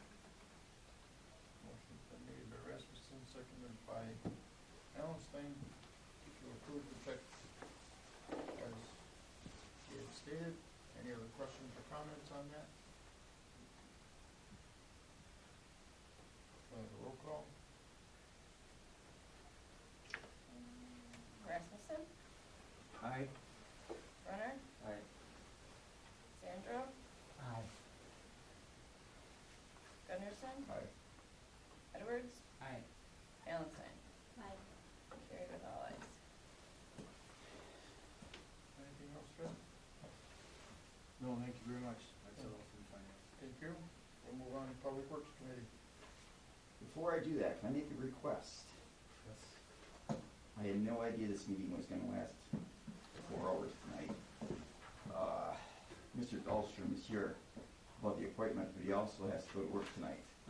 Is it possible to move that up so he can get out? I will, yeah, we can do that. Thank you. As we know, we were working on some of our Board of Appeals appointments, and I would like to ask someone to make the motion to approve an appointment of Tymothy Dahlstrom to the Board of Appeals. I'll make the motion to appoint Tymothy Dahlstrom to the Board of Appeals. I'll second. We have a second, and a motion and a second. Any questions or comments? Let's make a comment. This is our first appointment on the new form. I know we had a nice discussion on the forum a couple months ago. It's working. People are signing up, so that's good. Good. Great. All in favor by appointing Tymothy Dahlstrom to the Board of Appeals, all in favor signify by saying aye. Aye. Opposed? All from, Thank you for your patience. Very good. Thank Yeah, you. You passed the test. Yeah. It was the test. Now you can go to work. All right. Yeah. Now that the hardship is over. Yeah. Night. Thank you. Good night, thank you. Sorry, Tom. Thank you, Nick, for bringing that to. Yeah. Thought about it about 3 hours ago. okay. Okay, so do you wanna? Oh, yeah. I just got to find the first item and took the wrong button. I lost myself. All right. Public Works Committee would like to recommend approval of the authorization of the wastewater treatment plant site capacity evaluation. I will second it. Okay. Any questions or comments? Just a quick comment. The treatment plant project will be starting back up. We will be moving the project we put together with the site plan, the layout. It's not going to work with what AgriPeer is looking to do. This is a study. It should take 30 to 45 days. Fulton and Cedar are going to put together, what are the options? How much flow can we expect from industrial users? What types of things do we have to do to the plant? Do we have enough room at that current location to expand our plant? The study here, AgriPeer has agreed, because we're partners with them on this treatment plant, that this is a good thing. It's $15,000 is the proposal for the study. From there, we will have the roadmap on what do we do with the treatment plant? Right. Because because we know it's a multi-million-dollar project. $15,000 to get the good info or better info is worth it. So I'd recommend that you approve it. And I also will recommend that I will not speak so much as I did the last couple items. Thank That's you. okay. No problem. Seeing is believing. Yeah. Yeah. Oh, Your hearing is it's on tape. It's on tape. None of So. your mouth is, none of your mouth is. All in favor signify for the wastewater treatment site capacity evaluation. All in favor signify by saying aye. Aye. Opposed? Carried. You really go on automatic pilot though, don't The you? Public You don't Works even Well, Committee I would don't- like to recommend approval of authorization for the assessment and assistance of the East Alfred Street Project Costs. I second it. Motion's been made to authorize for the assessment assistance on the East Alfred Street project costs. Any questions or comments? As part of the East Alfred County F project, homeowners will be charged. There will be assessments to the homeowners that are in the vicinity there. Cedar's proposing to carry out the process of having the public hearings, working with the public on that. So that's what the scope of work is, the assessments there. How's that? All in favor? Aye. Aye. Opposed? Carried. All right. Public Works Committee would like to recommend approval of the authorization for project services for water service boring at 424 West Main Street Yeah. and valve hydrant at well 4. I'll second Okay. Yeah, I'm just gonna ask for a, because I know where this one is, and it's been on the list for the last several years, because that line freezes every year. yeah. We froze this year too. So I'm gonna ask, if there's no questions or comments, Real quick, we're gonna 8 seconds. we're gonna throw this on here because we're already bringing utility contractors in for East Alfred, so we'll save money by doing it now. all, And it's Yeah, just call it. all in favor? Aye. Opposed? Carried. I'd like to recommend approval of authorization of project services for Minton Avenue Watermain. Second. we were gonna do this with the treatment plant project. We put it on hold. This is something that we're going to do now. Because we're not doing the treatment plant, we're still gonna do the water main. And because people are coming to town, we're gonna probably get a better deal on that too. All in favor? Aye. Aye. Opposed? Carried. And since I made all the other motions, I'm just gonna make a motion to approve the add lead worker position and a corresponding wage incentive of 50 cents per hour to Public Works utility wage structure. I'll second it. I just wanna ask, are you going to, when you do that, are you gonna make some guidelines for? They did at the committee. You've already done this, Yes. okay. This is essentially, you used to have a public works supervisor. We're not proposing to bring that back. We're proposing, you have 4 guys. All 4 of them are technically at the same level. And the biggest example would be, I was at a meeting at AgriPeer ended up being 4 hours. It was snowing like heck outside. All the guys were kind of like, well, should we be pulled off to do other work, or shouldn't we? And none of them really felt good enough or big enough. I don't mean to say In good their enough, big enough. appropriate realm to They do didn't that. feel it was appropriate for them to say, okay, look, now you didn't have somebody to direct the daily work. Now, this is not offloading any other responsibility other than to direct daily work and make sure that work gets done.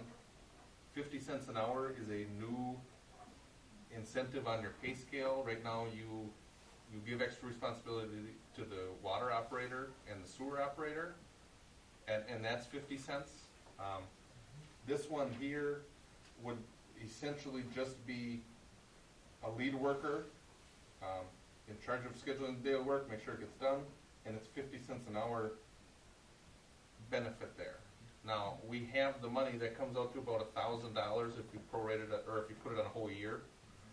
We have the money because of health insurance savings, and it's in the water sewer public works budget. The intent would be, let's take a look at this. What's the long-term hierarchy here when we do next year's budget? Right now, this is just gonna help one guy who's on the road knows I can pull a guy here, there, wherever. That's about it. And I'll also tell you that at home, with my 2-year-old, I can't get a word in edgewise, so thank you for the time here. Mike, I did have quite a few questions Sorry. about roles and responsibilities. Just Okay. make Yeah. sure that it was something that, Is there gonna be just one individual that's gonna get that title, or are they gonna rotate? I will tell you, right now it will be one, but I would like to bring the treatment plant and the sewer collection system under one big, it's a long-term thing.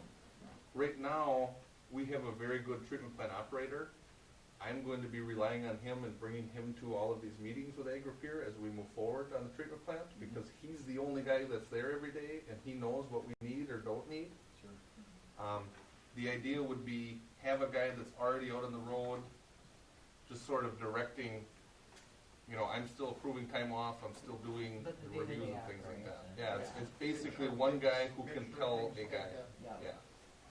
So it's an extension of me, which for 50 cents an hour is reasonable. affordable. Yeah. All in favor, signify by saying aye. Aye. Opposed? Carried. Thank you. Anything else, Public Works? that's it. Okay, police, fire, and ambulance. No action or comments Thank you. for council. Thank you. I will give you a heads up on this one. Oh, I'm sorry, I No, lied. and it's for ordinance, going into ordinance. Oh, I'm gonna recommend you hold this a month, but, and I'll let you know why. Now, we're talking about garage setbacks, building setbacks on corner lots. The committee did not make a motion or a recommendation to reduce or increase setbacks. What they wanted to do is they laid out 5 recommendations to change the ordinances. We probably need to put together a resolution, and we need to identify every section of the zoning code, because these recommendations said Because they're not this do it. for every zoning district there is, and we got like 8 or 9 of them. I just wanna make sure that we cover everything. Right. Okay, we'll hold it. Okay. We're good. Public health and relief, anything? Nothing, now, Nothing. Yeah. hold it. Okay, recreation, I will recommend that we accept the low bid for much construction in Waupaca for the park restroom with and including option 1 to extend it the extra 8 feet. I will second that. okay? So it's the low bid for the park restroom storage, or shelter, not storage, it's shelter now. The base bid was for a 24-foot shelter. Alternate number 1 is to add 8 feet onto that shelter. The costs were in the rec packet, and I believe they're in your packet here too. Yeah. The low bid overall for the project was on $116,339 from Much Construction. They're out of Waupaca. Muck. Yep. Alternate number 1 is $6,500, $6,558. That comes to $122,897 for this building. There is site work, demolition of the old restroom. That's all going to be bid separately to local and other contractors that weren't willing to do the building itself. So right now, all you're approving is the base bid for the building, alternate number 1 for the extra shelter. There was an alternate number 2 for a metal roof. That was an extra $5,000. The committee recommended we do not spend the extra $5,000 for the metal roof for a variety of reasons. Number 1 was cost. How is that going to stand up with trees and leaves and things like that falling? An asphalt or shingled roof would probably suffice for this project. So that's the recommendation. We had the special meeting tonight, but the goal is to get this built by Memorial Day. So it's not on a fast track, but it's on a tight schedule. Yep. Well, then we should vote on it. Yep. And we had 11 or 12 bids come in, so we got quite a bit. That's all I got. We have a motion and a second to accept Muck Construction with option number 1, low bid for the shelter of $116,339. Any other questions or comments? They also are very well recommended, and Yeah, he's been, They did the Amherst Village Hall, they did a Poisippi Fire Department, they did a good number of projects too. So, yeah, and that's good. did a couple banks in Iowa. Good. Other one bank. All in favor signify by saying aye. Aye. Opposed? Carried. That's all for recreation. Thank you. Planning Commission has no action this month. I'd like to have a motion to I'll make a motion. appoint Scott Bechard as an alternate to the Board of Appeals. I second. Motion's been made and seconded to appoint Scott Bechard as an alternate to the Board of Appeals. Any questions or comments? All Go in ahead. favor signify by saying aye. Aye. Okay, we did that one. Next, I need a motion then to approve an operator's license for Brenda Koplien for Wilson's Brickhouse and Jeff Loehrke and Jean Loehrke and Jamie Kuenzi for Haufschildt's Brew House. I make the motion to approve. I'll second the motion. Question. Yep. And they were all recommended by the police department for approval. Are the OWIs like over 5 years old? Because some of them had OWIs. On here, Mhm. Yeah. this is a side of, this was not an OWI. No, Jamie Kinsley's is not OWI. No, the other one was, I think Brenda. Brenda's was. Brenda's Yeah. What was it, 5 years old? You can't tell from the application, so it's hard to know. Well, and I guess I'm relying on the judgment of our police department. And even at that, when you're looking at these, It's gotta be multiple. yeah, Oh. our I mean, it doesn't have to be, you can vote them up or down no matter what, but it says if you're gonna look at habitual law offenders, it would be 2 times or more, and it's gotta be Okay. directly related to this business. Well, an OWI is, Okay. 1 could be enough to vote it down, but our ordinance kinda says, well, 2, and even at 2, there's still a possibility that you could vote, yes. I was gonna say, we need to, Okay. I it's a good see. thing to kind of keep an eye on that, because I know that a couple of years we did have somebody, so we wanna make sure that we don't. Yeah, and the good news is everyone that Yes. wants to be a bartender, it's only good for a year. So it's up every year. It's up for you. Thank you. Any other questions or comments? All in favor then to issue the license, signify by saying aye. Aye. Opposed? Carried. Just to go back real quick, Donna, if you look at the application, one was in 2005 and one was in 1996. Yeah, I found that now. Okay. So the dates are on there. Yeah, but Jamie's wasn't filled out. He's got, yeah. We he's got it. the one here now, yeah. Okay. And we already took care of Eve, right? Mhm. Yeah. Mhm. Mayor's report, I don't have anything as of for right now.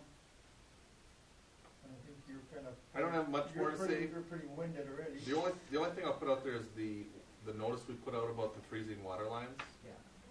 That was at Public Works. We put out a notice, not only did we have Rory Cook on Main Street, his is buried low and it's in the street, so it's the street section that freezes quite often. He froze first, maybe 3-4 weeks ago. In the last 2 weeks, I bet you we've had 20 people freeze up their water. The mobile home park for sure has had quite a few that have been frozen up. The best way for us to combat this is people have about a 1-inch water line coming into their house. Frost usually goes about 3 feet deep. It's at least 6, and the water lines are laid about 6 feet deep. So if water's not being used, we had people, one lady used 5 gallons a day, and it froze on her. Well, when it freezes, either the city's got to get in there with a steamer, which we didn't have, or we got to go dig it up. And we've had to dig up multiple, and every time we dig it up, you're looking at $1,000-1,500 a crack, and then you've got to thaw it out. So we made an emergency purchase for a steamer because we borrowed Waupaca's, and then everyone else wanted to borrow Waupaca's. I talked to the mayor, talked to Nick, the Public Works chair. We bought the last one. The company was making more steamers out of Canada. We got the last one on the order, and we got it now for maybe 3-4 days we've had it. The problem we have is not everyone's plumbing is conducive to a big steamer going in. If you've got a 90-degree bend, it doesn't like that very much.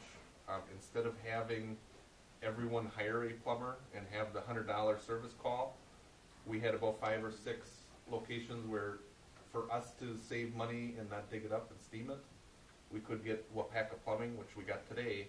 We went around to the different locations, and in most cases, it was take off the old valve, put it right back on.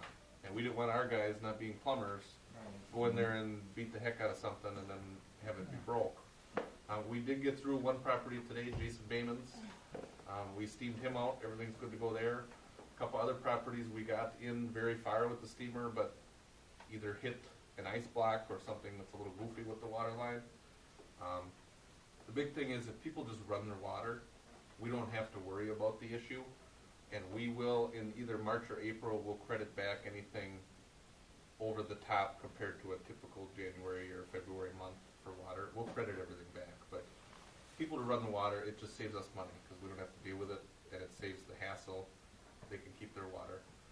Mine coming out of the tap out of Mill Pond Circle was 33 degrees a week and a half ago, which is, if it's coming out of our lines that cold, it's right there, really causing big problems. So that's the big thing. We put out the notice. I had a lot of people call me that found out about the notice. They were upset that we didn't have a good way. We put it in the water bill in the middle of last week, but before that, we put it out to Fox 11, all the TV stations, radio, WWX had it on. I put it on the post office, at the gas stations. Was that Star Dairy, wasn't it? Yep. So We put it everywhere. It's everywhere. People were upset they didn't hear it There was quick a lot enough. of people that didn't see it But- or hear it. But the biggest thing was we didn't have a way to just broadcast it all out right away. We did the best we could. We did everything. And for most people, a lot of people that were upset also didn't have a freeze up. So I kind of said, well, the good news is you heard about it before it was too late. So that's the big thing. Isn't most of them know if their line goes in their driveway or? If you don't have Typically, snow snow. above it, Right. or if your line is shallow, or if you're just not using any water at all, you know. But on top of that, if people are running it all over the city, it exercises our mains too, where the water's running through there and it keeps that moving, so. That's probably gonna last another month yet, just so you know. Cause as it warms, frost gets a little deeper, so. We will alert everybody in the water bill on that. And then on top of that, we have the form. We didn't send that citizen appointment form out in the water bill because we sent the water notice. We'll send it in March. That gives roughly a month, a little bit over a month, that people can come back, because in April, you're looking at appointing a new round of citizens to the committee. So we'll send that out in March and hope that form gets out. But I think, Becky, what do we have, 5 or 6 people that filled out a form and dropped it off already at City Hall? So that's good. That's all I got, I promise. Good. Good. So, okay, we need to set up meetings, I guess, for March. Finance is scheduled for March 3rd, first Monday in March at 6 o'clock.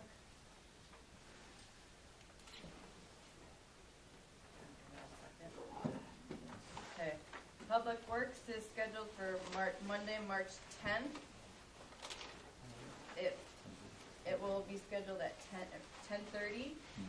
During the Because day. on second shift. Yeah, In the 10:30 morning. at night. I'm on third shift next week.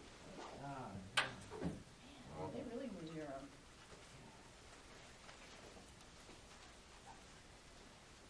Do we need another one for recreation? I don't think we'll have any action for the council, but you wanna go through those cool things in March or do you wanna wait? Let's take a look. I'll touch base with you on this. Okay, maybe I can just work with you on it too. We'll go from there. Yeah. Oh, yeah. Okay, we're gonna need an ordinance. In case you live out your share or what. Yeah. Yes, we Yes. are. Okay, so Yeah. we need to define those zones. Wednesday the 12th, 6 p.m.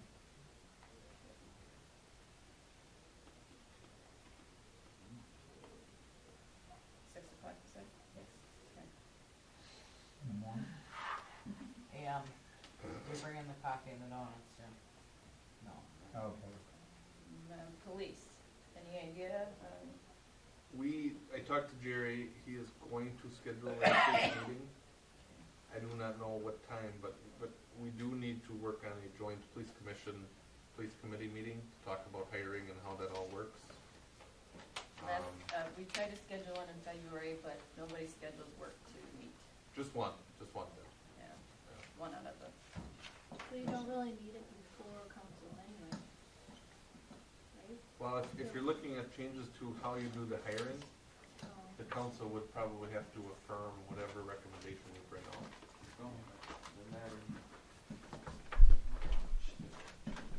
Should we try to schedule that with the police commission and then get back to you guys on that? March 3rd. Yes. Okay, we will do that. We'll schedule with the police commission, and Jerry knows that he has to schedule a meeting, so you'll have a police meeting. Yep. And then there has been a plan commission scheduled for this Thursday, Did you get a time yet? 6:30? 6:30. 20th at 6:30. And I will tell you, the reason is the Outagamie Co-op had those plans for the truck stop next to Subway. They never went through with that, but now they're looking at a scaled down gas station. Really? And so we have a site plan to start reviewing it, yeah. We will, we'll talk about that Thursday. They kind of said, yeah. Yeah. Get a quick trip in a Walgreens and you're all set. Don't even. I was thinking about a quick trip in a Walmart. Walmart. Oh, I would like. We need a pharmacy. Well, Walgreens. I'm thinking yeah. I'm just looking at it from a pharmacy I standpoint. We need need a someplace pharmacy to in go to town, buy we do baby it. formula other than one We need a option quick of trip. the IGA when it's 10 feet of snow out. Good, Gordon. That should be good for meetings, I think. Mm-hmm, It's got all meetings. mm-hmm. We don't need a public property. No. Ready.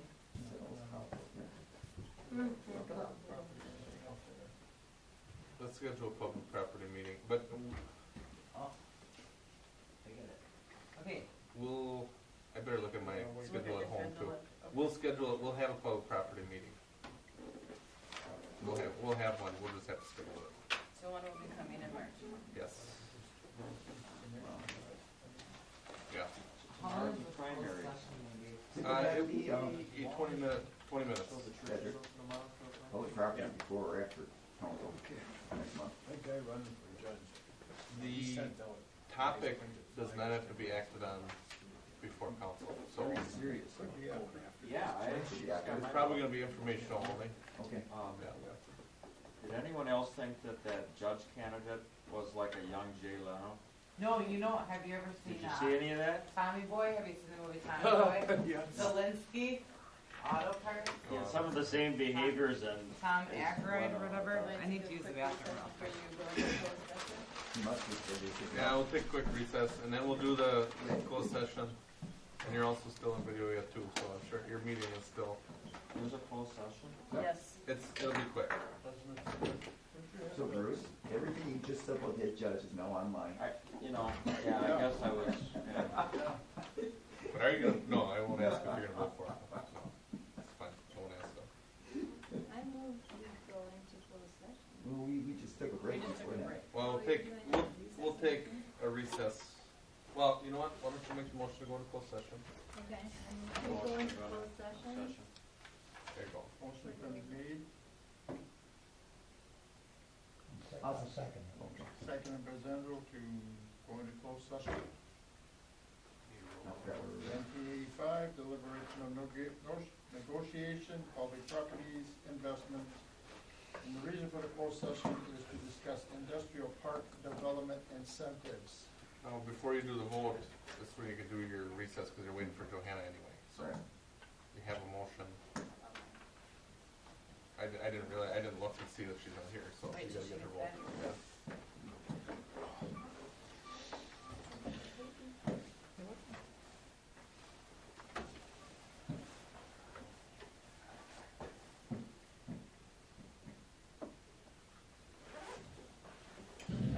My band takes 10 minutes to warm up.